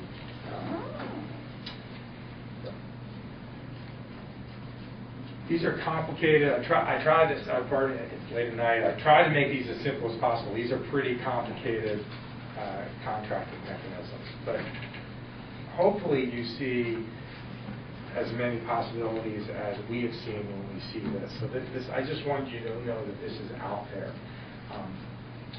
It just makes one more tool in your toolbox. I think if you do want to do some type of flip, this would be probably better. If you're more interested in just a long term, where you don't want to be in the business at all, I'm not sure using this mechanism is worth the effort. In other words, if you want to just have, if you really want somebody else to take care of the treatment, and you just want to focus your efforts on the collection side of things, I'm not sure if this brings much to you.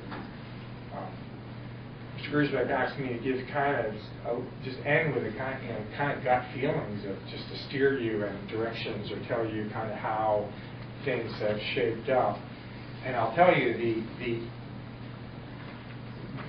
I've seen a lot of unhappy people with this contract mechanism, not with private entities, but with, actually, could you go to the other one? I'll show you that.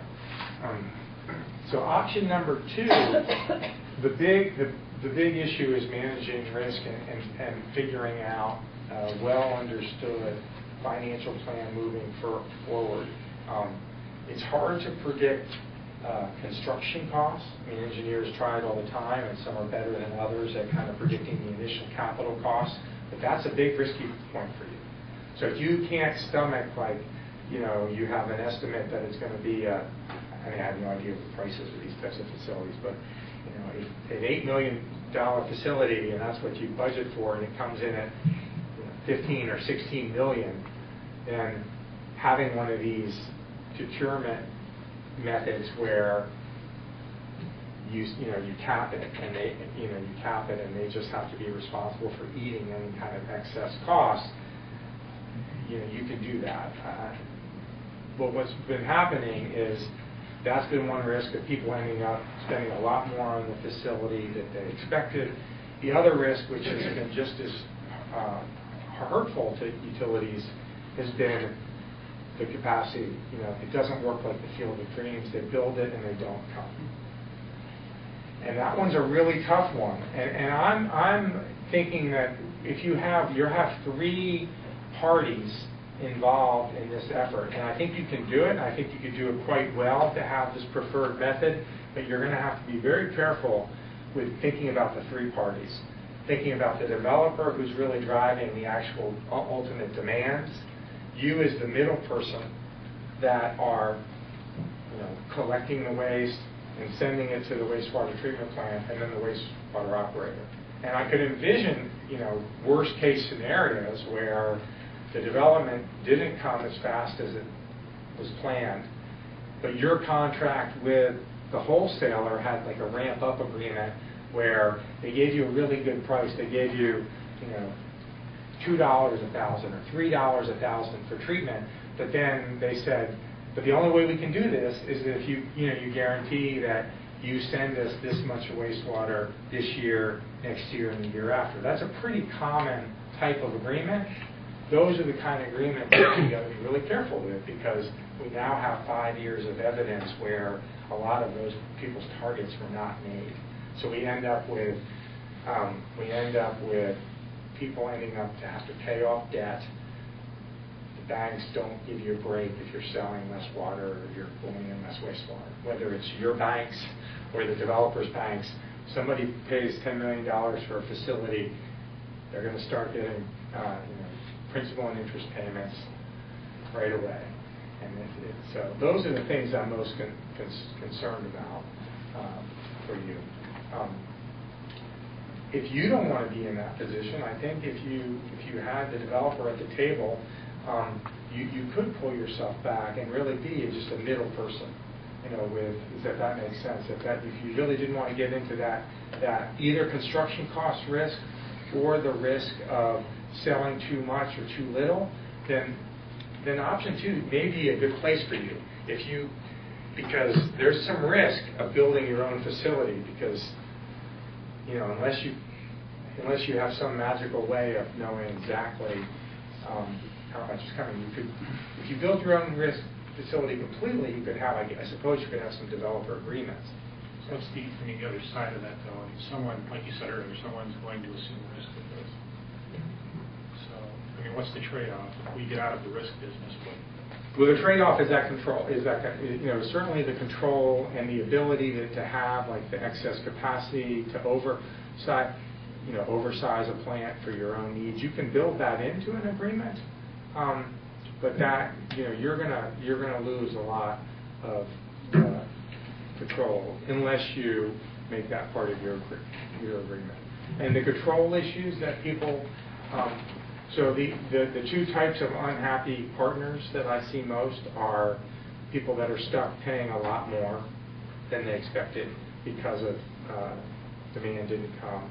And then the other folks are demand did come and they want to expand into a new area, and the developer says, sure, but you want to serve 2 neighborhoods. I'm not going to touch my wastewater treatment plant to expand it for 2 neighborhoods, but I will expand it to serve 30 neighborhoods. The only way I'll do that is if you carry the load for the first 5-10 years. So we see small local governments that feel like that they can't justify that expansion. So the flip side of it, of you taking over the business completely, rolling it in, putting it part of your utility, you can spread costs over folks in this part of town. But that fits into the criteria of whether you can sell that or not. Most utilities that have cheaper rates spread costs over larger customer areas. So ultimately, I think you mentioned the economies of scale are in your favor. It's just that can be a hard sell for folks.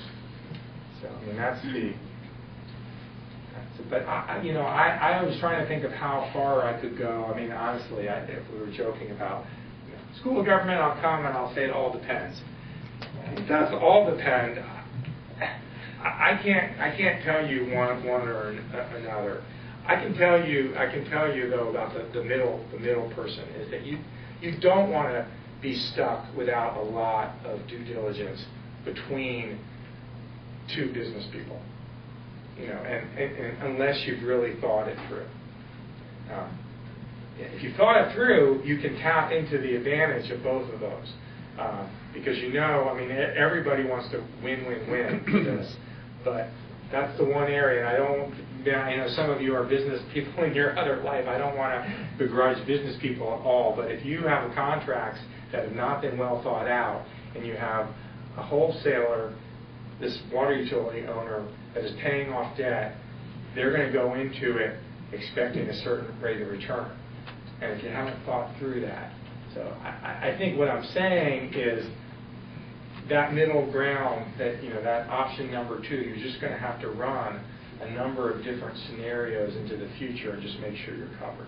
They're basic scenarios, but I think I'm a little jaded because a lot of local governments haven't done them. The basic scenarios are growth comes quarters of what has been promoted, or 10% slower than what is promoted. We never would have thought that 6 or 7 years ago. But now there's lots of examples of those worst case scenarios. So if you do those worst case scenarios, I think you can see your range.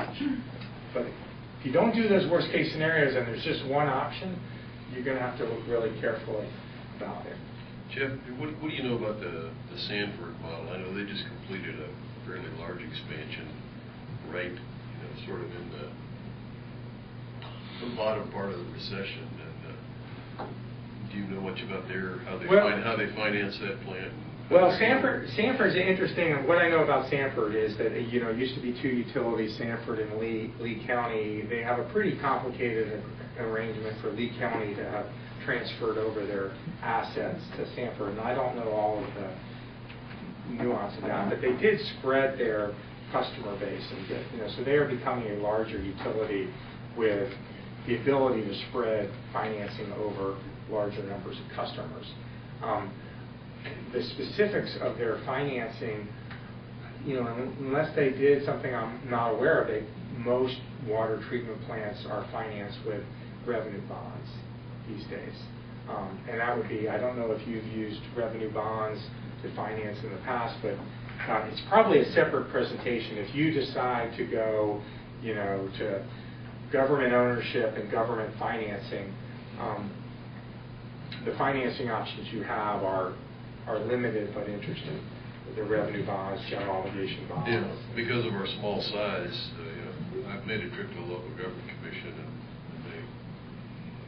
they treated me nicely, but they sort of patted me on my head and sent me on my way. Isn't he cute? He thinks he can borrow $30 million to build a sewer plant. Well, that's a really important point, and that's probably one that I need to add at the first slide, is that access to capital. If that is your situation, and I didn't look at all of your outstanding debt, then that is certainly a reason that we're seeing public-private partnerships, is the access to capital. I will say, again, from a risk standpoint, if you aren't seen as creditworthy because of your situation, the local government commission is pretty good at judging creditworthy. It's not that you're not creditworthy, but you would just carry a bigger risk. Chances are a private entity coming to serve you would price some of that risk in their financing. So you do have to be, there's no magic cheap money.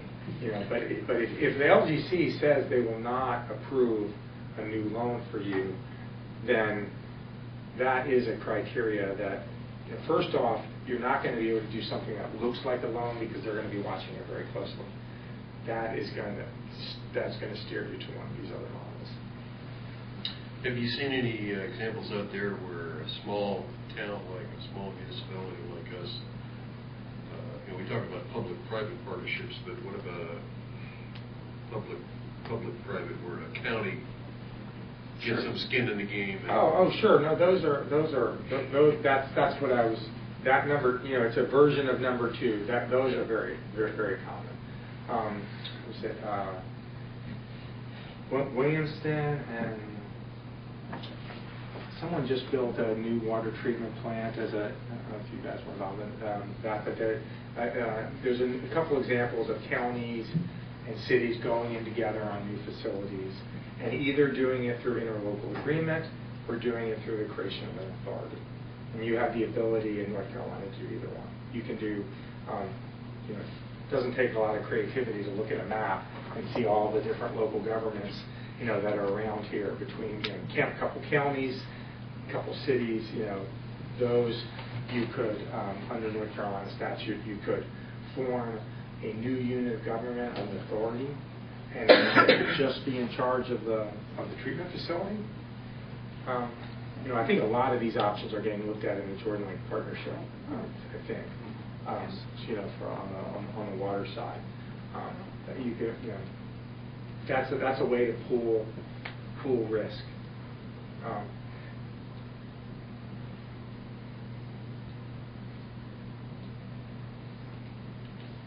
But there tends to be, again, to give you just a little bit more pushing, into this.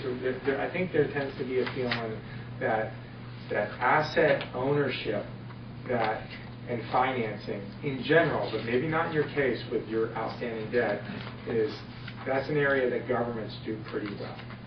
The asset ownership and the financing, just because of your tax-exempt financing abilities, but the procurement and the operation and the making integrated design decisions and dealing with complicated design, there's a lot of evidence that profit motive, private sector innovation, can do quite well at that.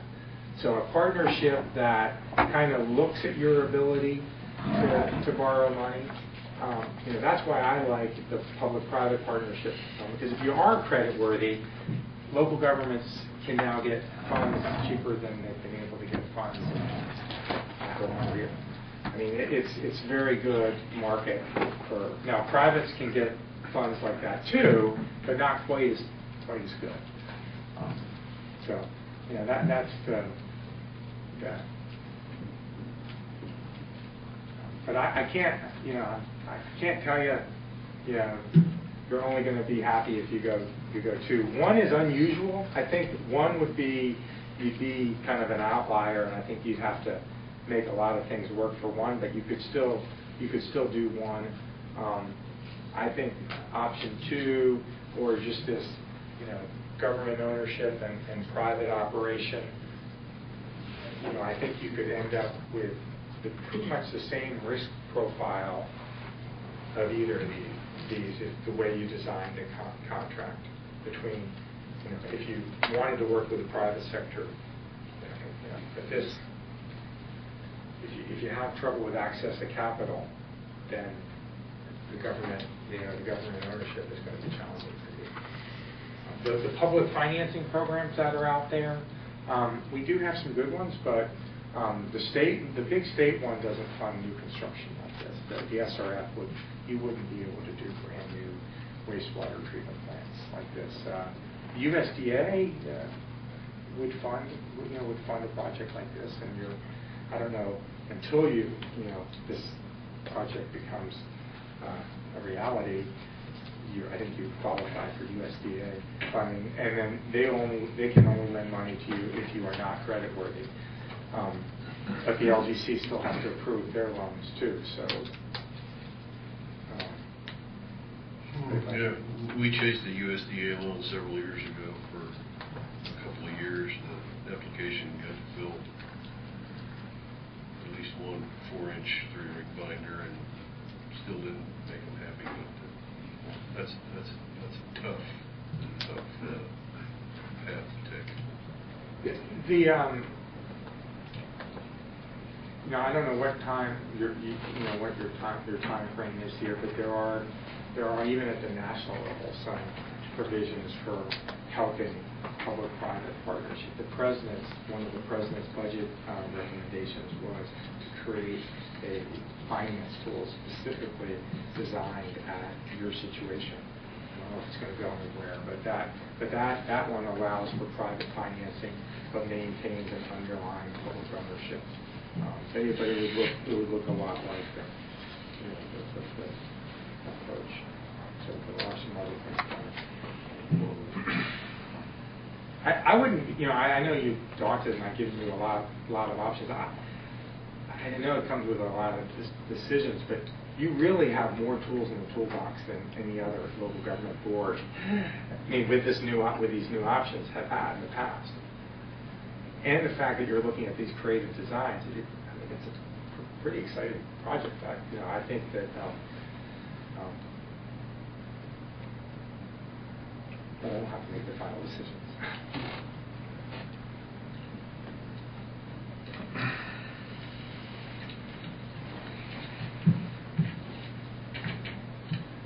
Any questions for Jeff? He sounds like he's at the end there.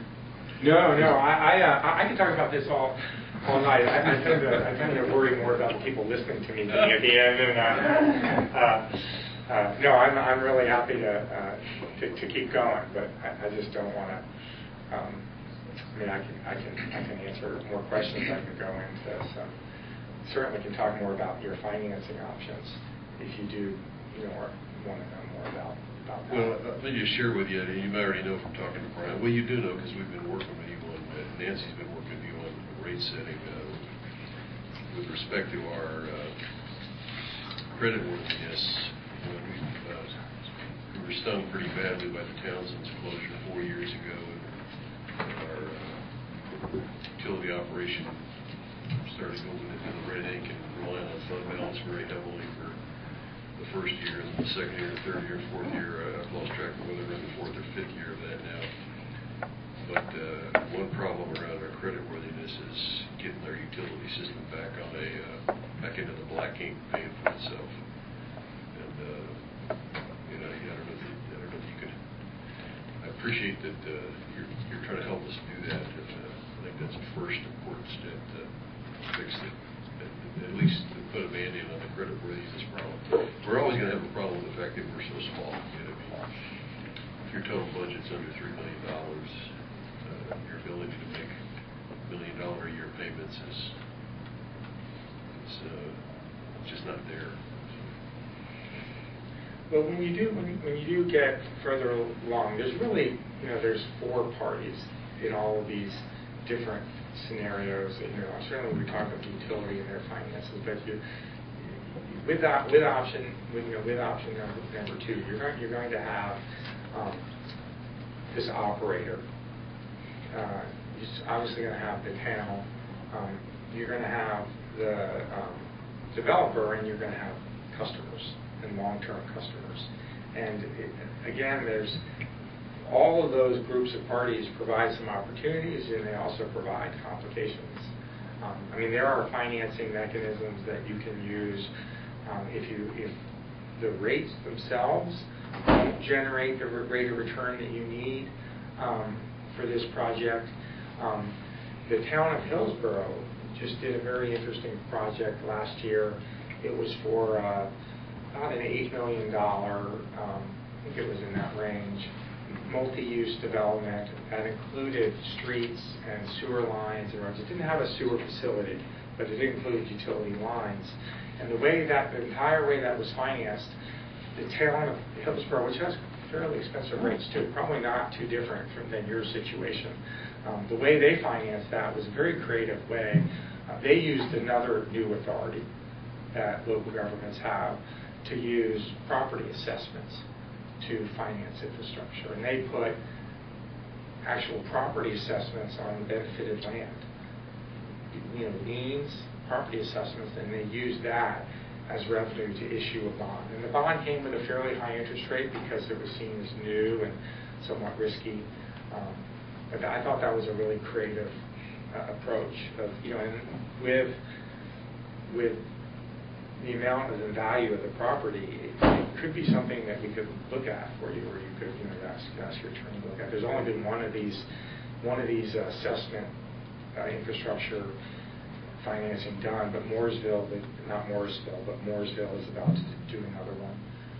So it's an interesting model to use assessments where you actually are getting the properties that are going to benefit from this to pay it back. So you kind of short circuit the some of the rate setting problem. There's always going to be somebody's going to have to pay. In this particular case, you would jump right to the underlying property line. And the idea is always to spread the cost out over time so that the ultimate user pays when they show up, and then of course the build it and they will come thing doesn't work out, then spreading that cost is not an option that.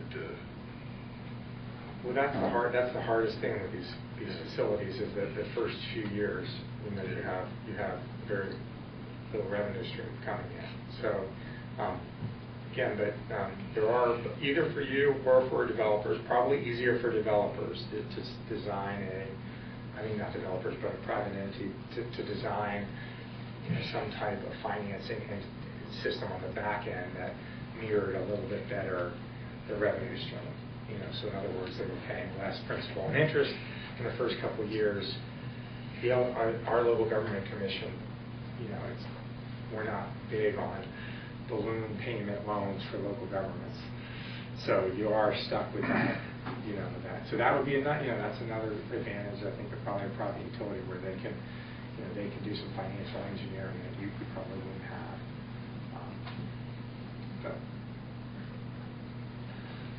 Well, unfortunately for Jeff, he lives really close to us. I've already bugged him in his office a couple of times.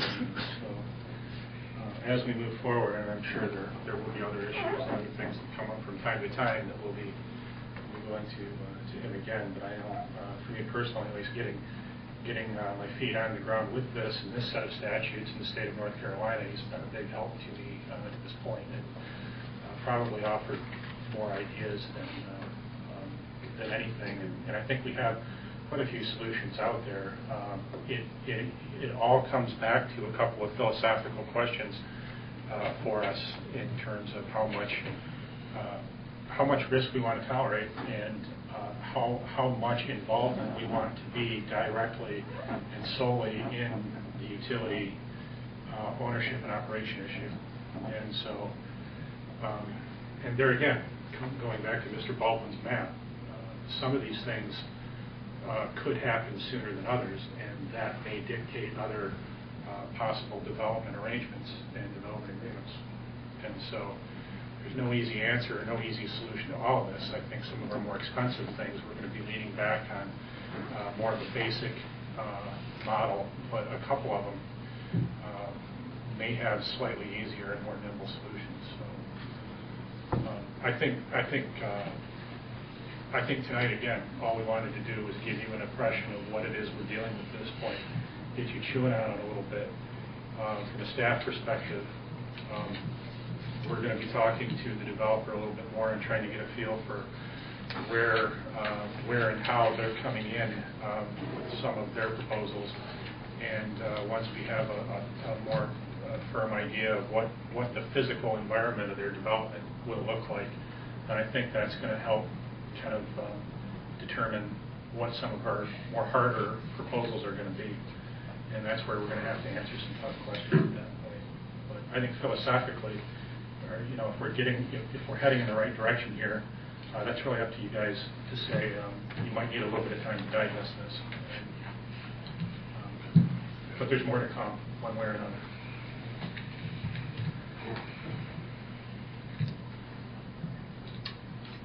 I don't know if there's two sets of presentation slides. I think I've only got... Yeah, this other one was, I'll send it to her. Oh, that'd be great. Yeah. Okay, thanks. I will add access to capital criteria, because that's a pretty important, this criteria. I think access to capital, given that you can, you will have to fill out forms, and if you can't show the ability to pay back debt to the local government commission, that's going to be a big criteria you're going to want to consider. Yeah, and right now we can't even show that we're covering our operating costs, so that's I think when you pass that milestone, you can cut off pretty quickly.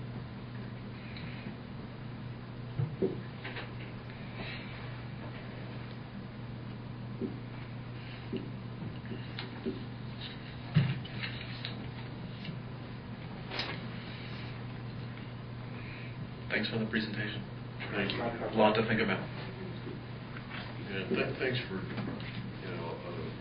several years of helping us down here. I know you've helped me see lately.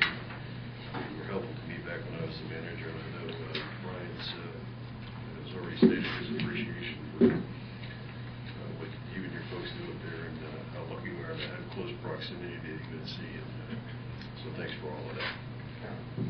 Happy to do.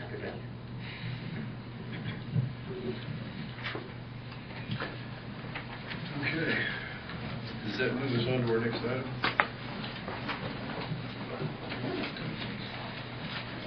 Mr. Griesbeck got a question about the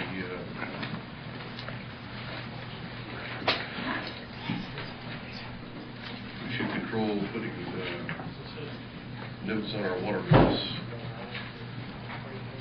Yeah, and sorry to bug you about this, but I really wasn't sure what the history was on it, and it is a rather involved group that's requesting it. From what I can gather, the town has the ability to put, I believe, 62 characters on its water bill, and typically that's, Terry can back up. I think typically that's always been used for something like, this is why your water bill is high, or this is a change in the water bill, or we might be testing our hydrants. That's typically the type of thing that's been done, is to provide short water-related messages on a water bill. And what we have requested this evening is someone asking to advertise an event that's taking place locally, a very good event, and one that even I think to a certain extent the town will be involved with. And it's just, from my perspective, I'm a little bit reluctant to allow messages from nonprofits on water bills, just from the standpoint of there's not a lot of room, and it could cause confusion with the water bill itself. However, if you are interested in doing that, I offered a couple of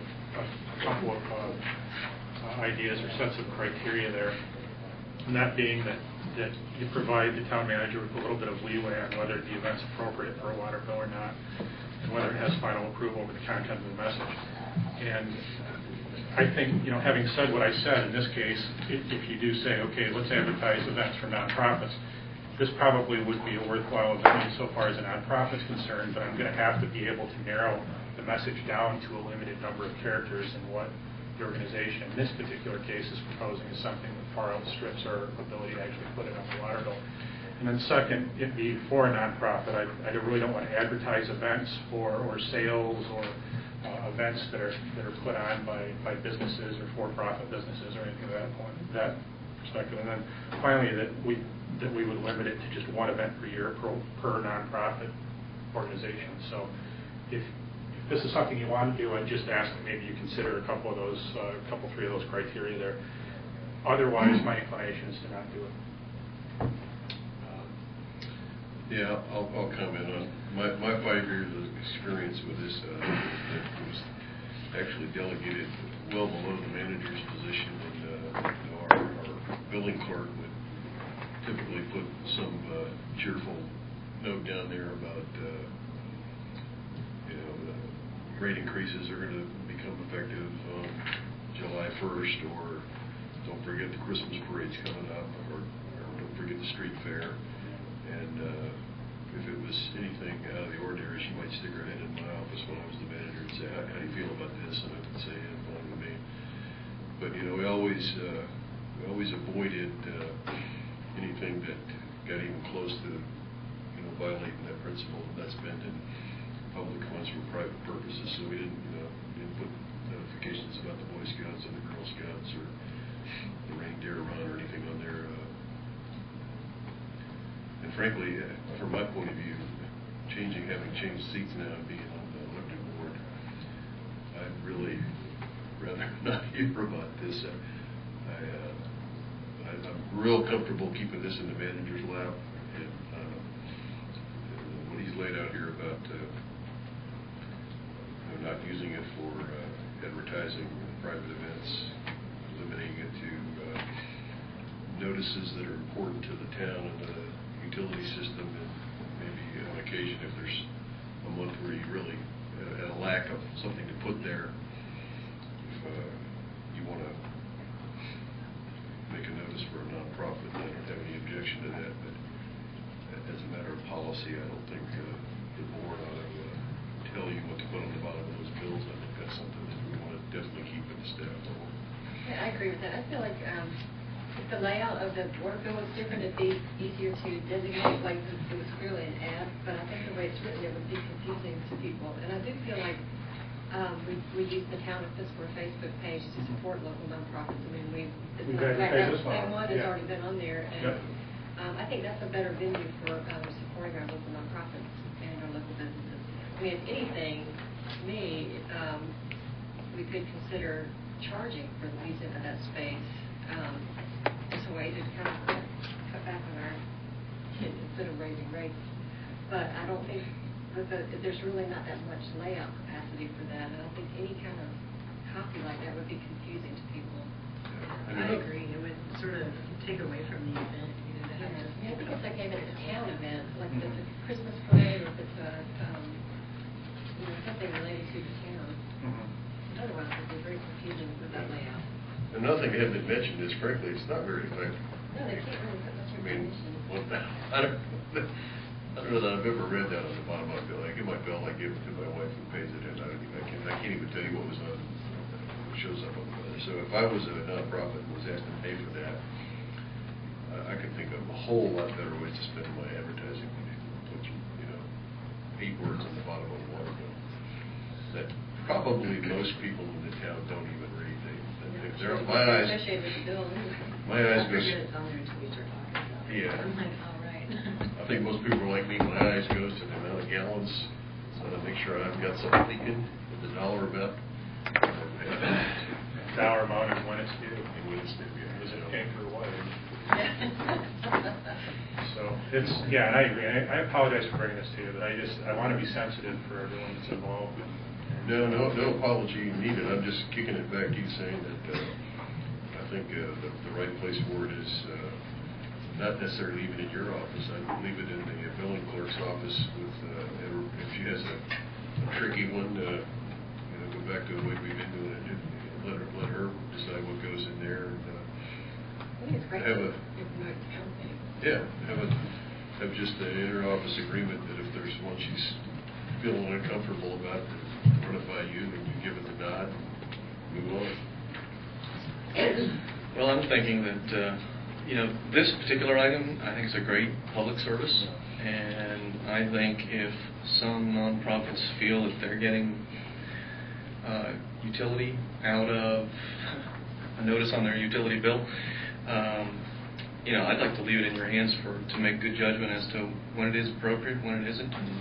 But I don't think we want to limit somebody's ability to make such a request because we expect somebody to be on Facebook.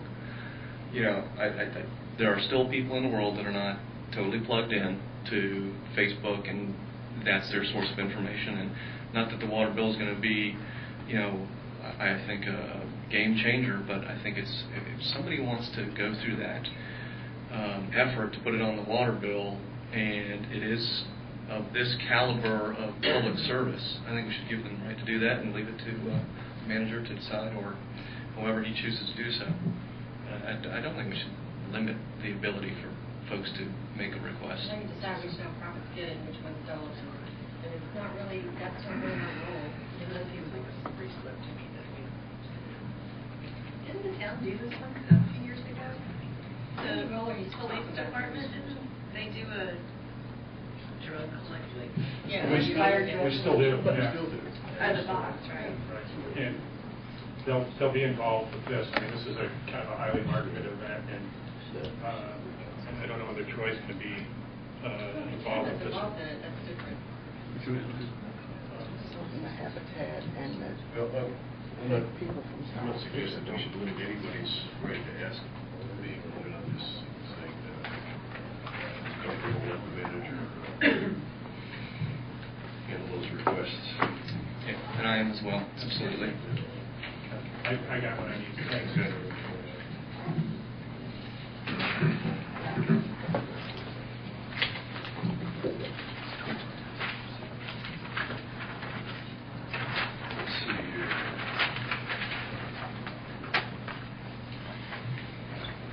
Capital projects update, is that first? Thank you again. And what I placed in front of you this evening is pretty much the format that we'll be using. When I leave you tonight, I had a little bit of problem as far as the access or the ability to view these online. So what I'm going to do, and I won't tell you the long sordid story, but what I'm going to do tonight is, when I go back to my office, is provide each one of you access to view these documents, view all of these issues. You can have a link, and you'll be able to go on and view them anytime. Send back a comment in the form of some sort of chat message or something like that related to the issue. And so you won't necessarily have to wait for the board meetings to see updates on some of these projects. Now, if you're not really inclined to do that, what I'll do is continue to put out an update.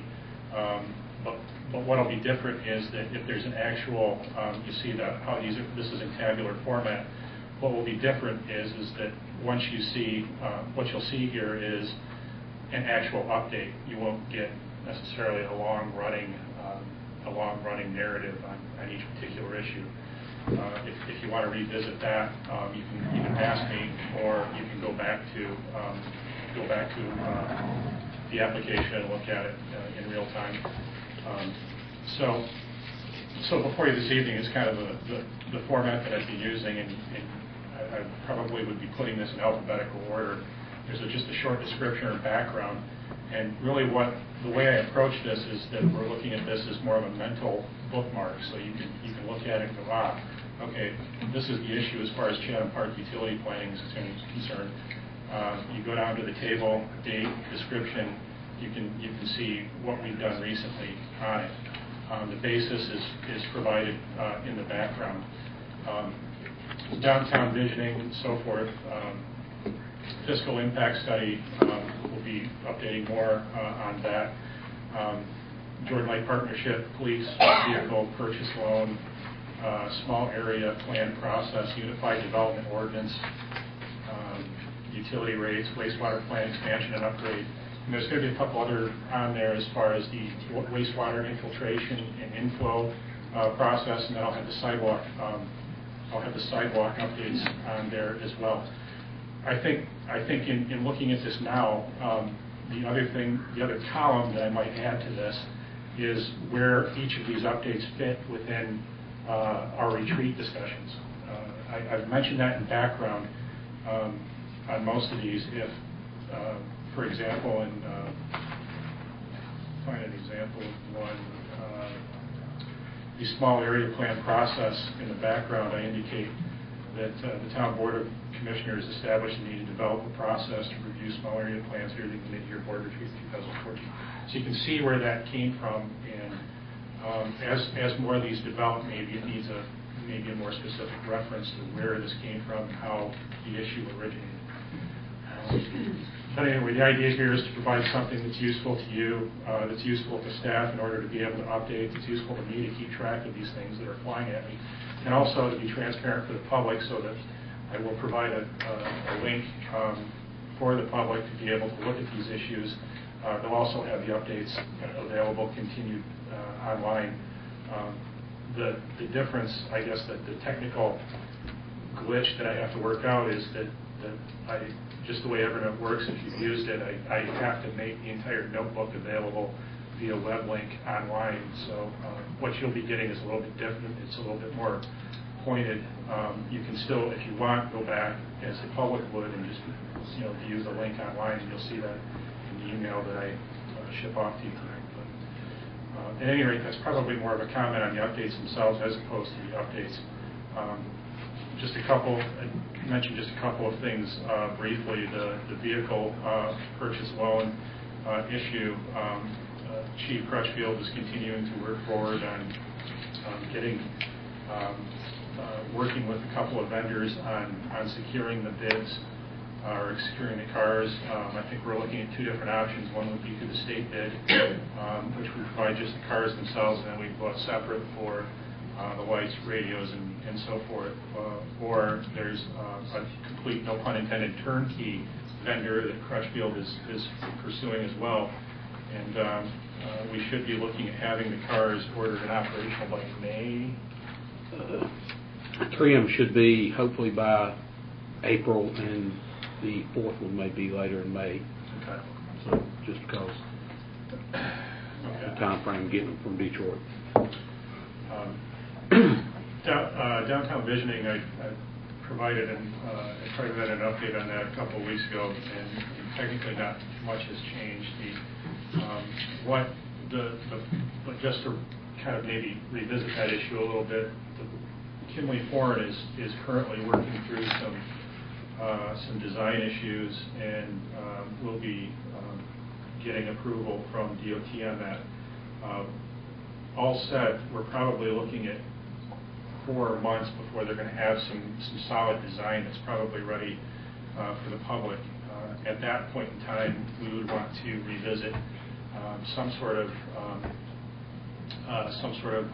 forum, I think, to kind of get to know and understand what proposed changes or what changes are being designed for the traffic circle.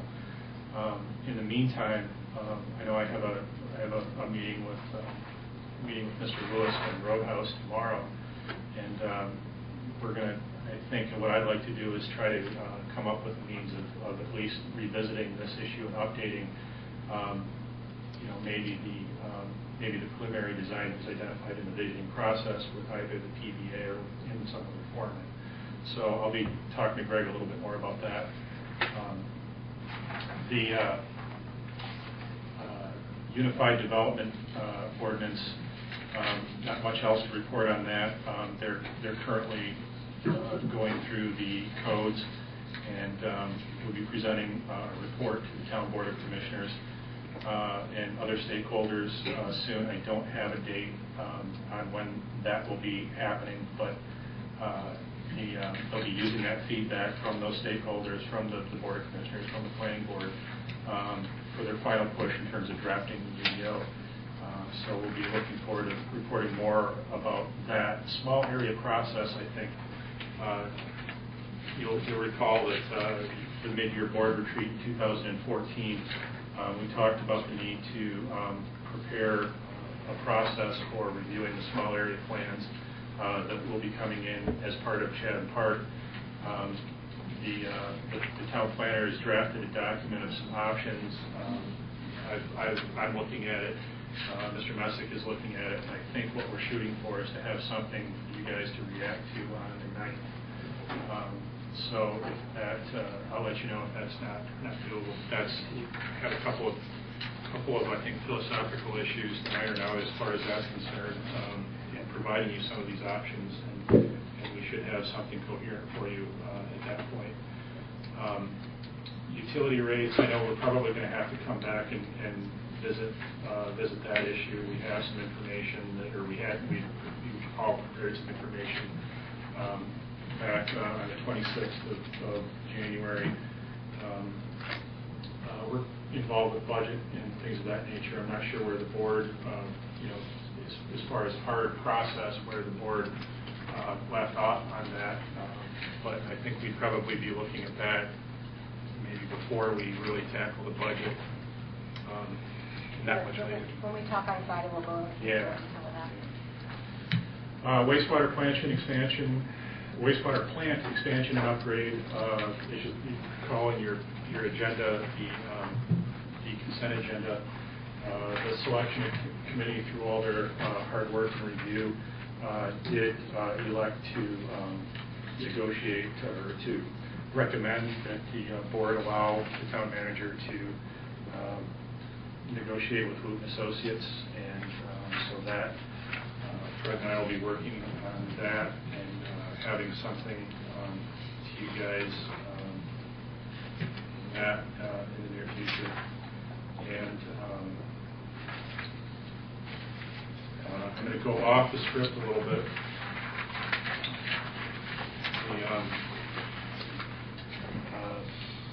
As far as water treatment is concerned, you recall about this year last time we had some discussion, or I made some mention over what we would do in the event of a winter-related water emergency.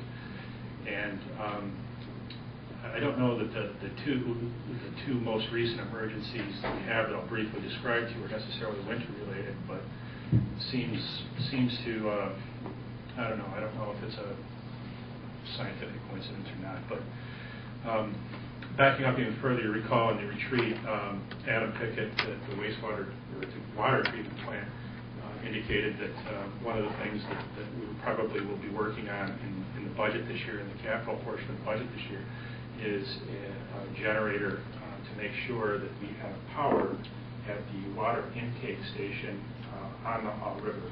You recall that we have generators at the wastewater treatment plant and in the water treatment plant as far as the treatment is concerned. However, in order to bring the water up from the river, it requires that the pump have electricity. There was a windstorm that happened, I think, 2 weeks ago that caused power to go out in the Bayonne area, which directly affected the water intake at the Haw River. Most areas of town were, I believe, had power, if I'm not mistaken, but the water intake did not. So what happens in that situation is, I think Adam's described this a few times, is that we have the ability to continue to discharge water to customers. We have tanks that store lots of water. But when we no longer have the ability to bring water up from the river, we're reliant on the water that we have that's been treated and stored. And there's obviously, that obviously has a very limited time frame. In this case, we were looking at a power outage that occurred, I I think it was sometime, John's not here anymore, I think it was, Fred, if you recall, that power outage occurred sometime mid-morning on the Sunday before last. Valentine's night. I'm sorry? Valentine's night. That's the night we had it. Valentine's Day. Valentine's night was the storm, but the outage at the facility occurred sometime in the morning. Adam estimated we had until 7 p.m. before we ran completely out of water on the north side of town and affected flow issues there. The southern part of town that's not faced with the same sort of elevation issues and pressure issues probably had a bit longer. But it was kind of dicey there. Relatively short order, the power came back on, but it was a scare. And so from that standpoint, I really want to stress the importance, I guess, of considering, at minimum, preparing the site electrically for a generator, at least wiring the intake to allow for a generator to be brought in and connected. A portable generator could be used in this case. We don't necessarily have to buy a new generator similar to what we did at the water treatment plant and the wastewater plant. So just when you think that might be an extravagance, think again, because it hit us hard and heavy. The emergency that we had yesterday was, I believe, over in at the chicken plant. We had a break, I believe, on the facility of the Townsend's plant, or in the facility of the Townsend's plant. We had a significant loss of water, again, in I believe it was the million gallon tank that had almost completely, we were down about 2 foot, I think, at one point in time, before we finally isolated the problem at the Townsend plant.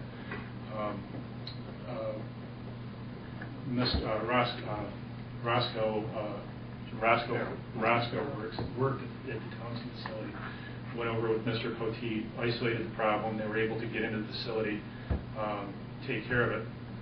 But one of the issues that we had noticed with that, or the emergency we noticed with that, is that we don't really have a very clean way of valving off or shutting off the water at that facility should something happen. And so Mr. Poteet, I think, is going to work, is right now working with a contractor to put in a valve that on site or near the site that will allow us to reroute water and not have anyone else be shut off, but put us at a point where we can at least control the water that comes in and out of the Townsend facility. So again, I don't know if that was ever a problem in the past, but it certainly was yesterday. And if not for Mr. Farrell, the other Mr. Farrell, I guess there are a number of Mr. Farrells in town, but the one we have on one of them that we have on the payroll, I was able to figure it out. So those were. Was it a frozen pipe? I don't know what caused it. I don't know. Inside is busted part, yeah, frozen. So frozen and probably thawed and then broke, like we were talking about earlier. The only other thing I would comment too would be on this is the last thing I'll mention is in terms of the snow, but in terms of there really wasn't snow, but the weather event that we just suffered was a tad bit unusual, and from my perspective, in that it was freezing rain that seemed to harden as soon as it hit the ground, and a lot of it happened in a short amount of time. And regardless of, and I haven't seen the article or whatever Mr. Wilcox plans on printing, but regardless of however many plows the town would have owned, there isn't a one of them that would have cracked that ice. And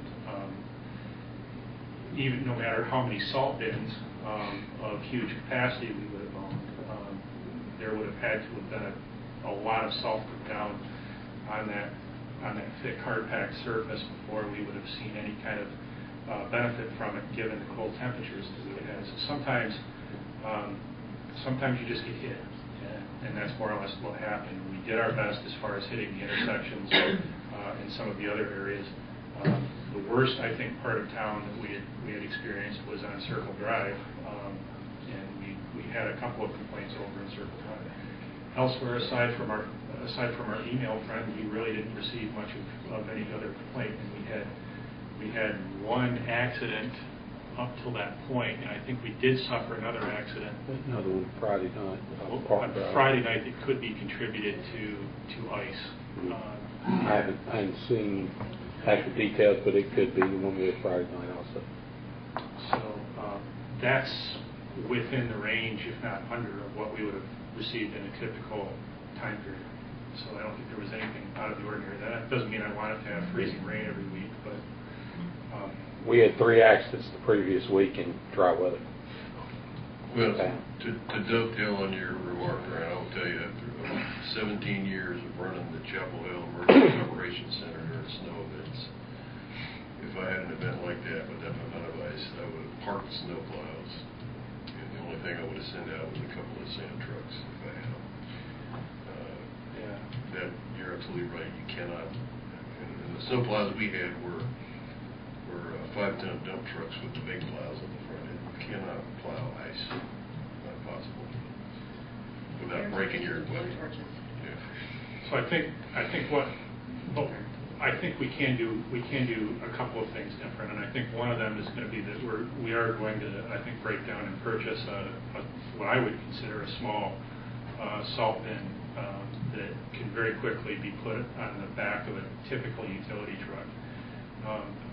John originally, when we were talking about it, wanted to get something huge, and I reminded Mr. Poteet that it's not just the truck, it's the salt you have to worry about. And when you start worrying about salt, you have to have a place to store it. You have to buy it, you have to store it. And I think he got kind of scared. At the same time, I don't know that he realizes that even a smaller salt bin doesn't necessarily mean that you can continue to use bags of salt. We're still going to have to deal with salt in some way, shape, or form. But my point is that I think that there's probably a better way of spreading salt, because honestly, what we have right now is just the guys spreading salt with their hands at intersections. And sometimes you need to have a little bit more time at your disposal for that. And the way to create time is to have a more efficient piece of machinery that can help you do that. And so for under about $2,000 from Powellville, I think we're going to be able, I think it would be money well used to order something along those lines that is relatively simple and cheap to use and maintain, and can also use sand as well. So, and continue to use brine and things like that. But if you feel come budget time that you want us to start looking at some bigger plows and get into the snow removal business, there again, I think our future is freezing rain. More so, I mean, to me, that's a lot more dangerous and definitely more deadly. Nobody knows how to drive on ice. I don't care how many wheels your vehicle has. It doesn't help once the ice forms. And the best way to deal with that is unfortunately through sand and salt. You get that melted a little bit, and then you come in with the plow afterwards and move it around. So I think we will tackle things a little bit differently, but all in all, I think everyone did a pretty good job in the FYI portion of your packet, and I think I had emailed that to you earlier as well, but if anyone in the public wants to see the planning that the staff has that goes into one of these events, and I think props to Chief Crutchfield for taking the initiative on that. But what we have there, if you look at it, is a document that very well coordinates staff in terms of notifying one another and providing assistance during a weather event like that.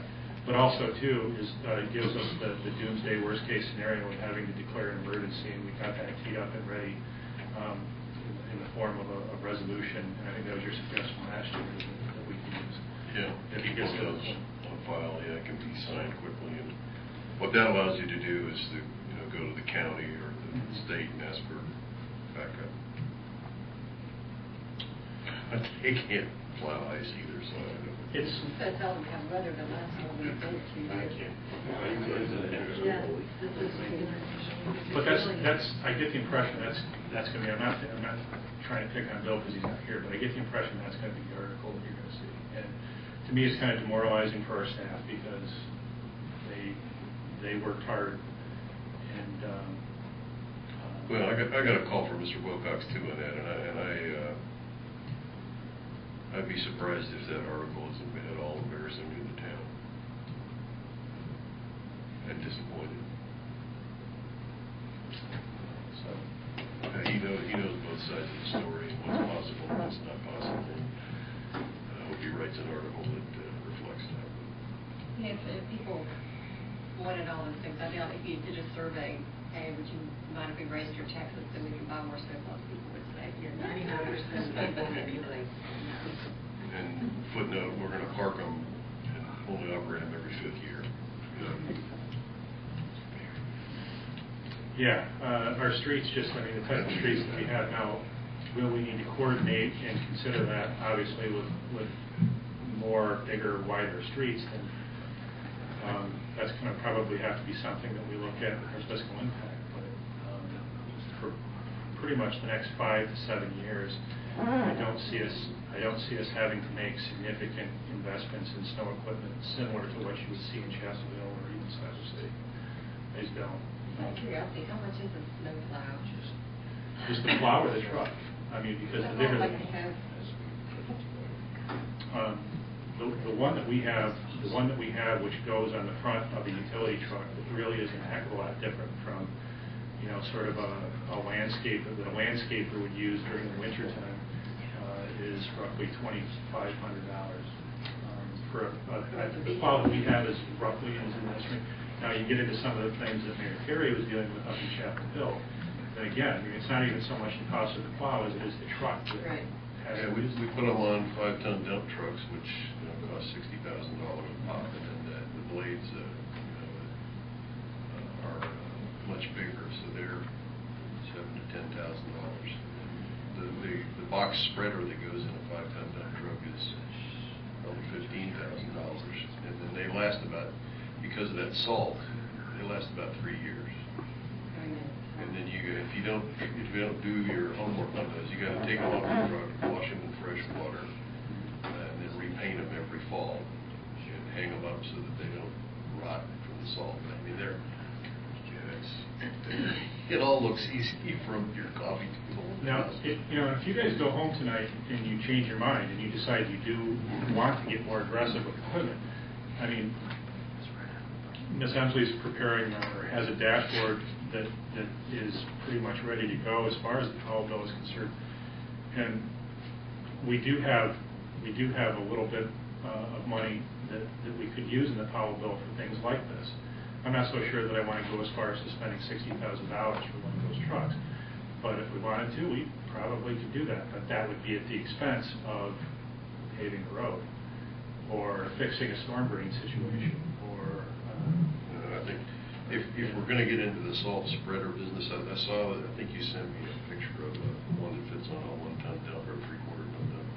I don't know what that costs, but my counsel to you would be, if you're going to go down that road, don't get just one. One of anything is like having none, because you ship it to, 4 hours into the first day, it's going to break. And you're going to order it apart, and it'll be 3 days before the part gets here. So if we're going to go down that road where we build the expectation that we have a salt spreader on the street, don't just buy one, because you'll be right back where you are today, getting emails from people that know where's the salt spreader. And then last year, we also had people complain that we cleared the road too fast and their kids didn't get to sled. So. And that's the problem with Circle. It doesn't be some new person that called and complained. It's everybody on Circle is out sledding. Yeah, I can't even go there. I mean, in Chatham Forest, I know that I coming into work that day, I think it was the first day when we delayed to 10:30. I came around the corner and was hoping I wasn't going to slide down the hill sideways. And coming up facing me in the street is a crowd of people, including adults, in the street, as I'm heading downhill, wondering if I'm going to be sledding, in the car. And so I would just caution. I mean, in that situation, it's just really dangerous. I'm not going to lecture, but it's tricky. I think over in your area, it's a little bit easier to close some of that off. But, those hills that we have in Chatham Forest are pretty popular for sledders, apparently. So. Anyway, I'm just kind of talking now. So. Okay, I'll just go back and a couple of quick comments I wanted to make. well done on the engineering thing. I was really impressed with the board that put that together, but I like the people that you got the cross-section of expertise that you pulled in from the county and other places. The selection of the engineer, I was pleased with it. The process seemed to be very meticulous, and I appreciate that. I don't know that much about Erie, except I think, didn't they work for us on the Hillsborough Street project on the grant compliance side? No, Wooten did, yeah. Wooten, I mean, yeah, Yes. it's Wooten, yeah, Wooten. So we have some experience with it, but based on that process, I'm totally convinced that we got a good hire there. Comment about utility rates. I don't know how the rest of the board feels, but we're already into February, and the manager and the finance director will be getting into budget preparation. I don't want to add a lot of pressure to answer the utility rate question in March or April. We can solve that one in time to have a rate increase effective July 1st. I'd like to end the agreement tonight that we're not demanding that they do it faster than that. I mean, we're already 4 months away from the end of the fiscal year. But everybody be satisfied if we just roll that into part of the budget deliberations. I think it makes sense. And not require them to come up with a solution by April or May or something. And we're so close to the budget cycle, can we just roll that into? Everybody agree with that? Okay, well, Thank you, I appreciate that. Yeah, everybody's nodding. It just makes sense. We're right there. We're right at budget prep time, so let's do that. And then other comment was your concerns about vulnerabilities at the water plant and other places around potential capital projects. I had a discussion with Brian the other day about a technique used in my past life too.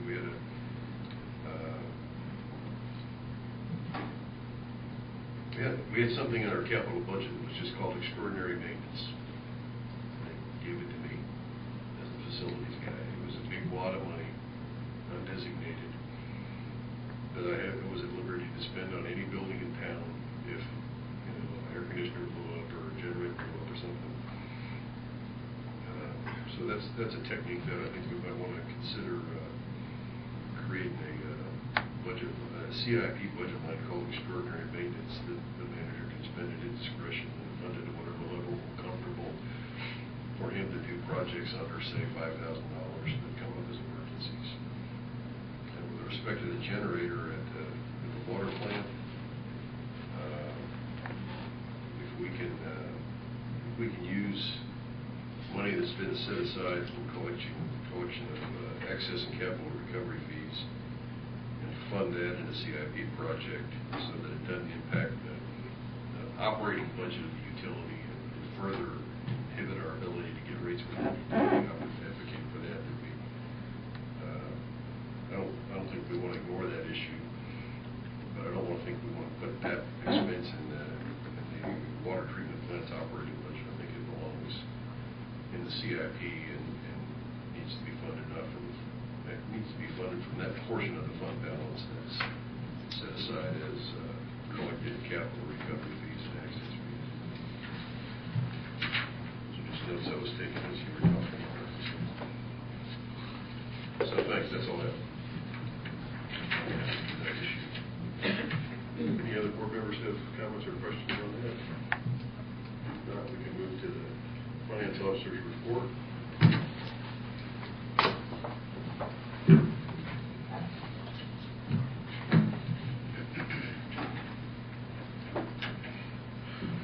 I'm going to be extremely brief this evening. What you see in front of you is the financial summary report from July 1st through January 31st.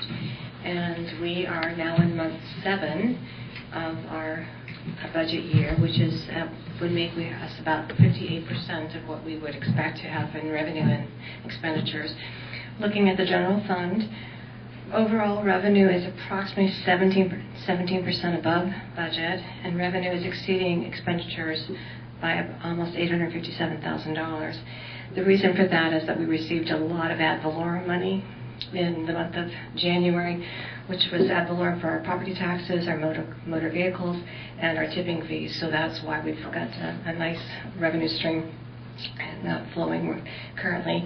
Overall expenditures are slightly below budget at the 51.58%, but again, basically on target.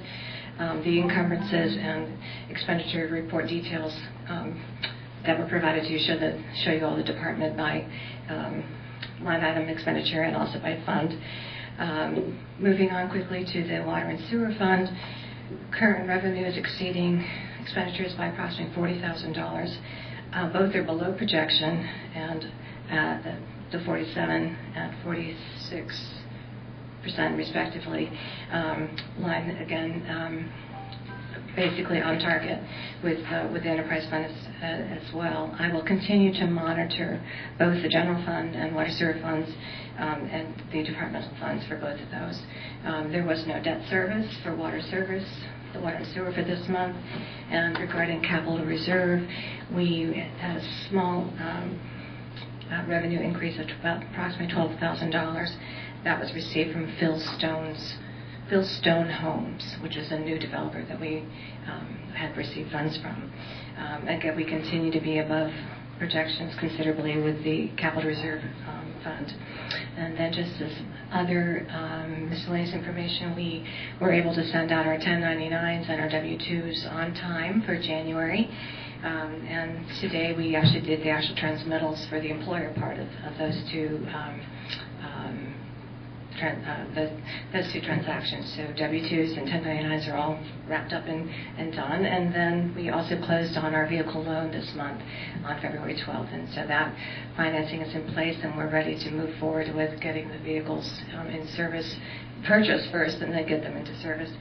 And then finally, our 2015-16 budget process is underway, including the capital improvement plan. So we're busy in finance. Any questions?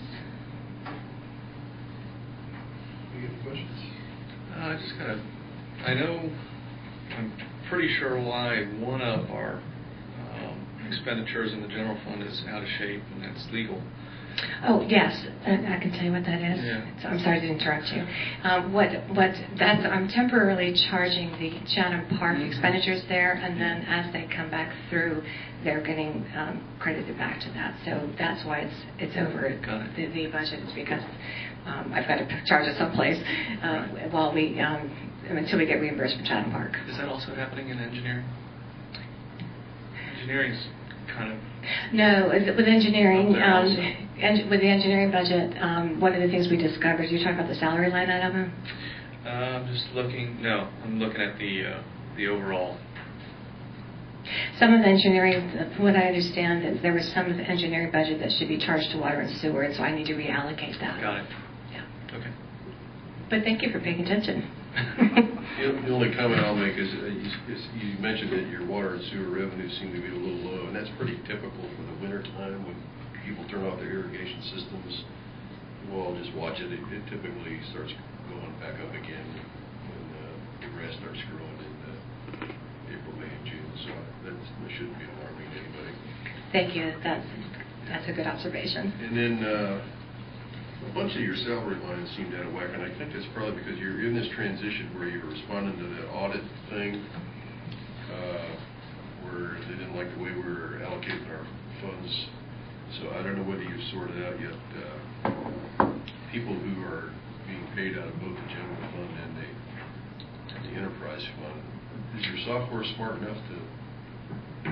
No, yours truly is having. What I'm needing to do is to do another analysis of that, and then do reclassification and reallocate the expenses correctly.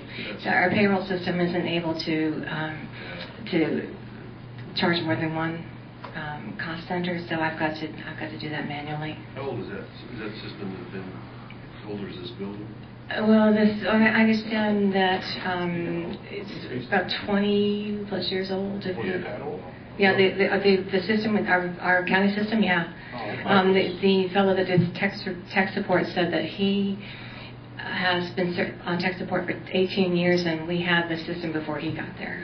Well, So we've had it for a long time. Make the observation that most modern-day accounting software can allocate a salary across several accounts. Right, When and- you're shopping for a new one. Yes, yeah. that's in the works, and So I understand why the salary lines are okay.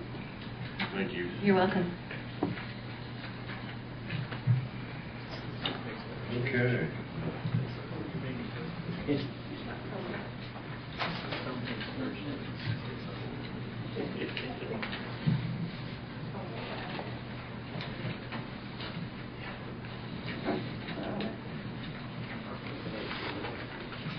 Okay, I don't have any EDC updates. It's been a while since we had a meeting. We'll meet the next one.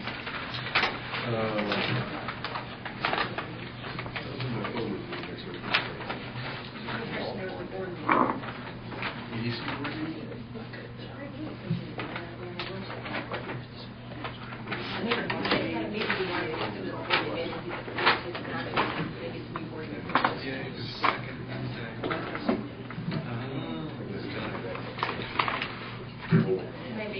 Are you on?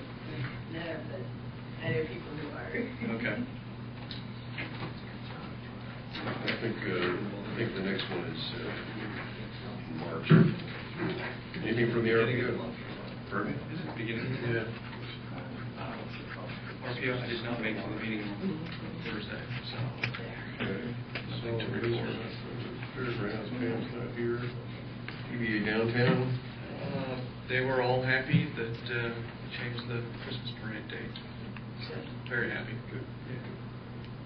Saw that they are going to start allowing movers from outside of. Yeah.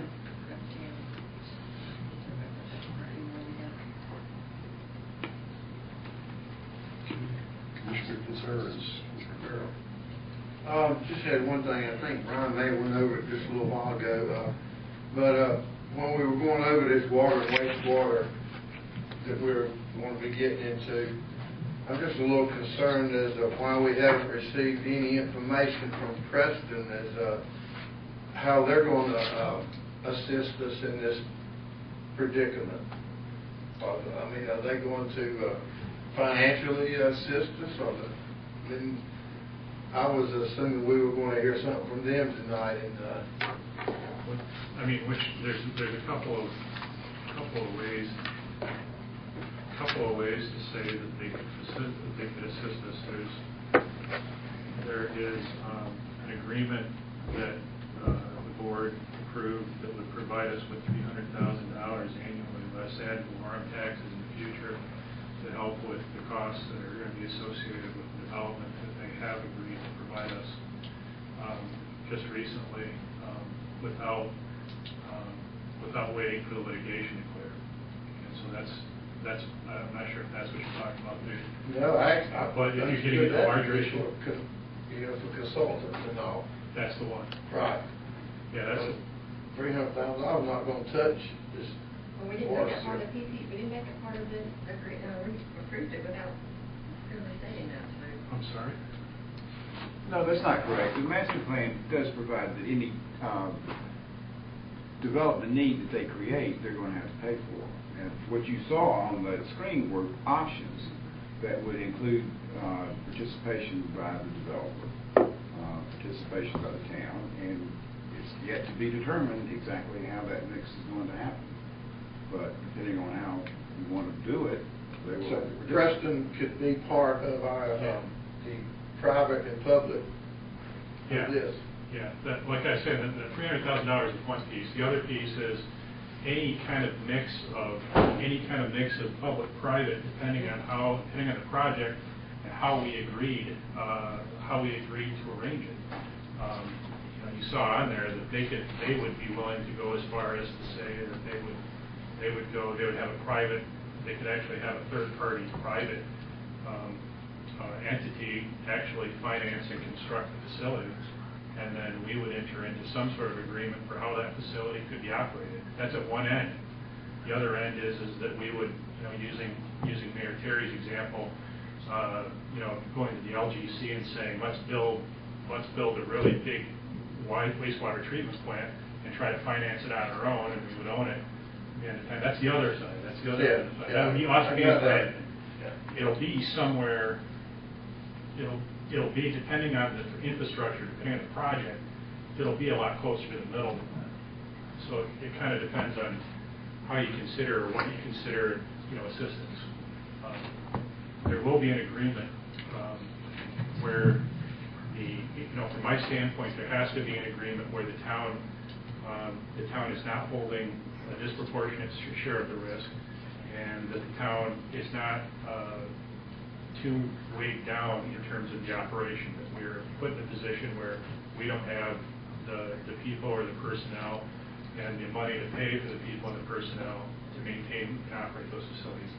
That's where I'm at with this.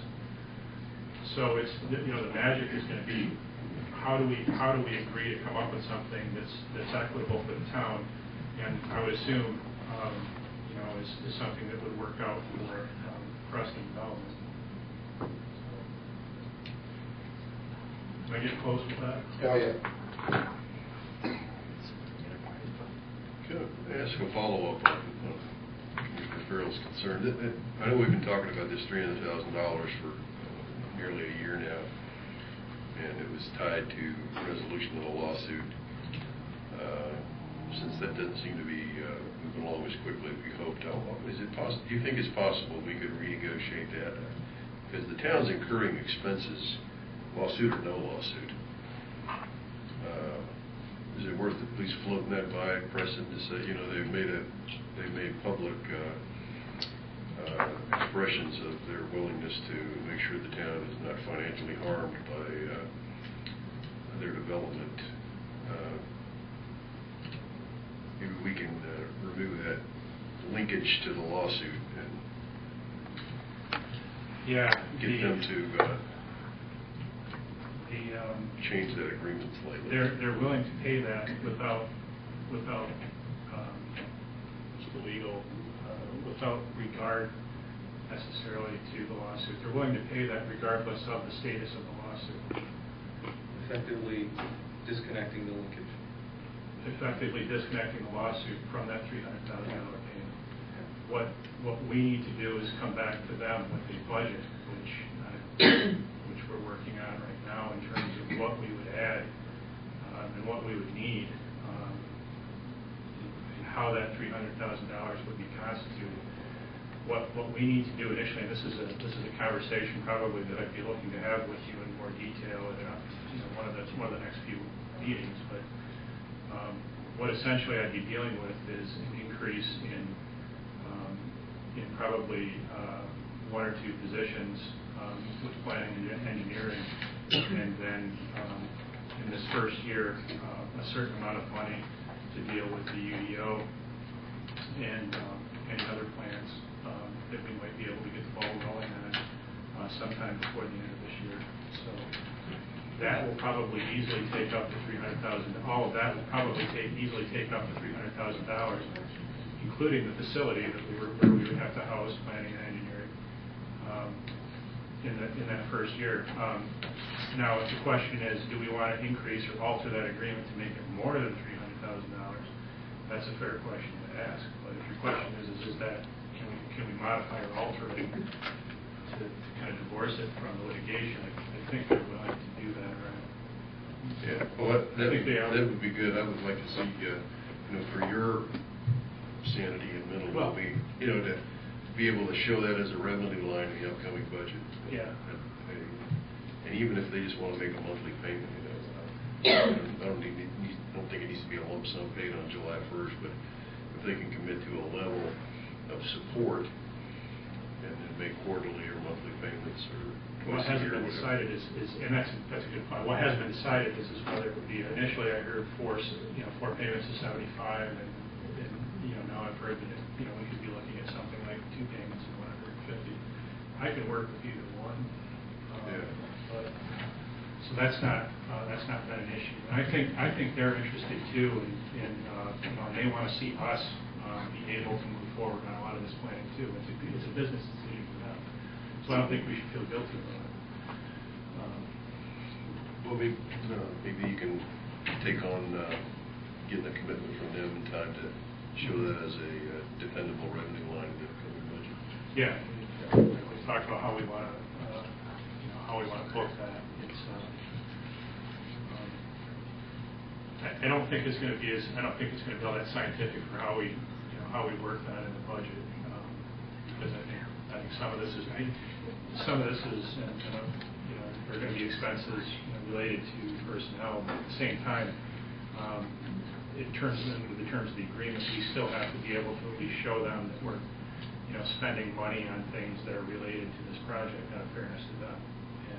And so, yeah, extra staff, for example, will be able to do other things, or maybe we hire extra staff that is able to do the more mundane things, which allows a bass or a royal to work at a higher altitude, for example. Either way, we can wash that. Okay. But that's what you guys are going to be looking at, you're sure of. Thanks. Lots of fun. Commissioner Coleman. I don't have anything. I was just, I thought I'd heard at the last meeting that Clarion had completed their code assessment, but I think the report this evening said they had not. So I'm just not I sensing. haven't seen it yet.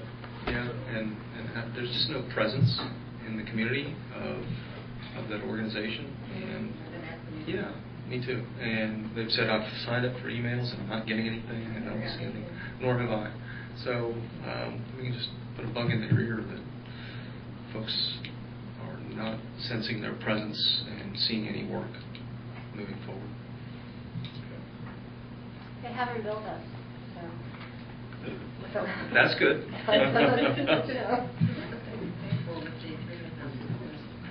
No. Right. UDF, it was going to be part of it. We budgeted. Yeah, we did. We budgeted for it, but we can pay according to the terms of the agreement, we can use that. And that was something that they went back and forth with in the agreement. But the final agreement, we can use that $300,000 to pay for UDF. So. Mr. Turner. I just have a question about who's going to the conservation meeting Thursday. I am temporarily unable to go because I now take care of my father has Alzheimer's. Thursday's my day that I take care of him. I can't typically go Thursday during business hours. Okay, I'll keep going.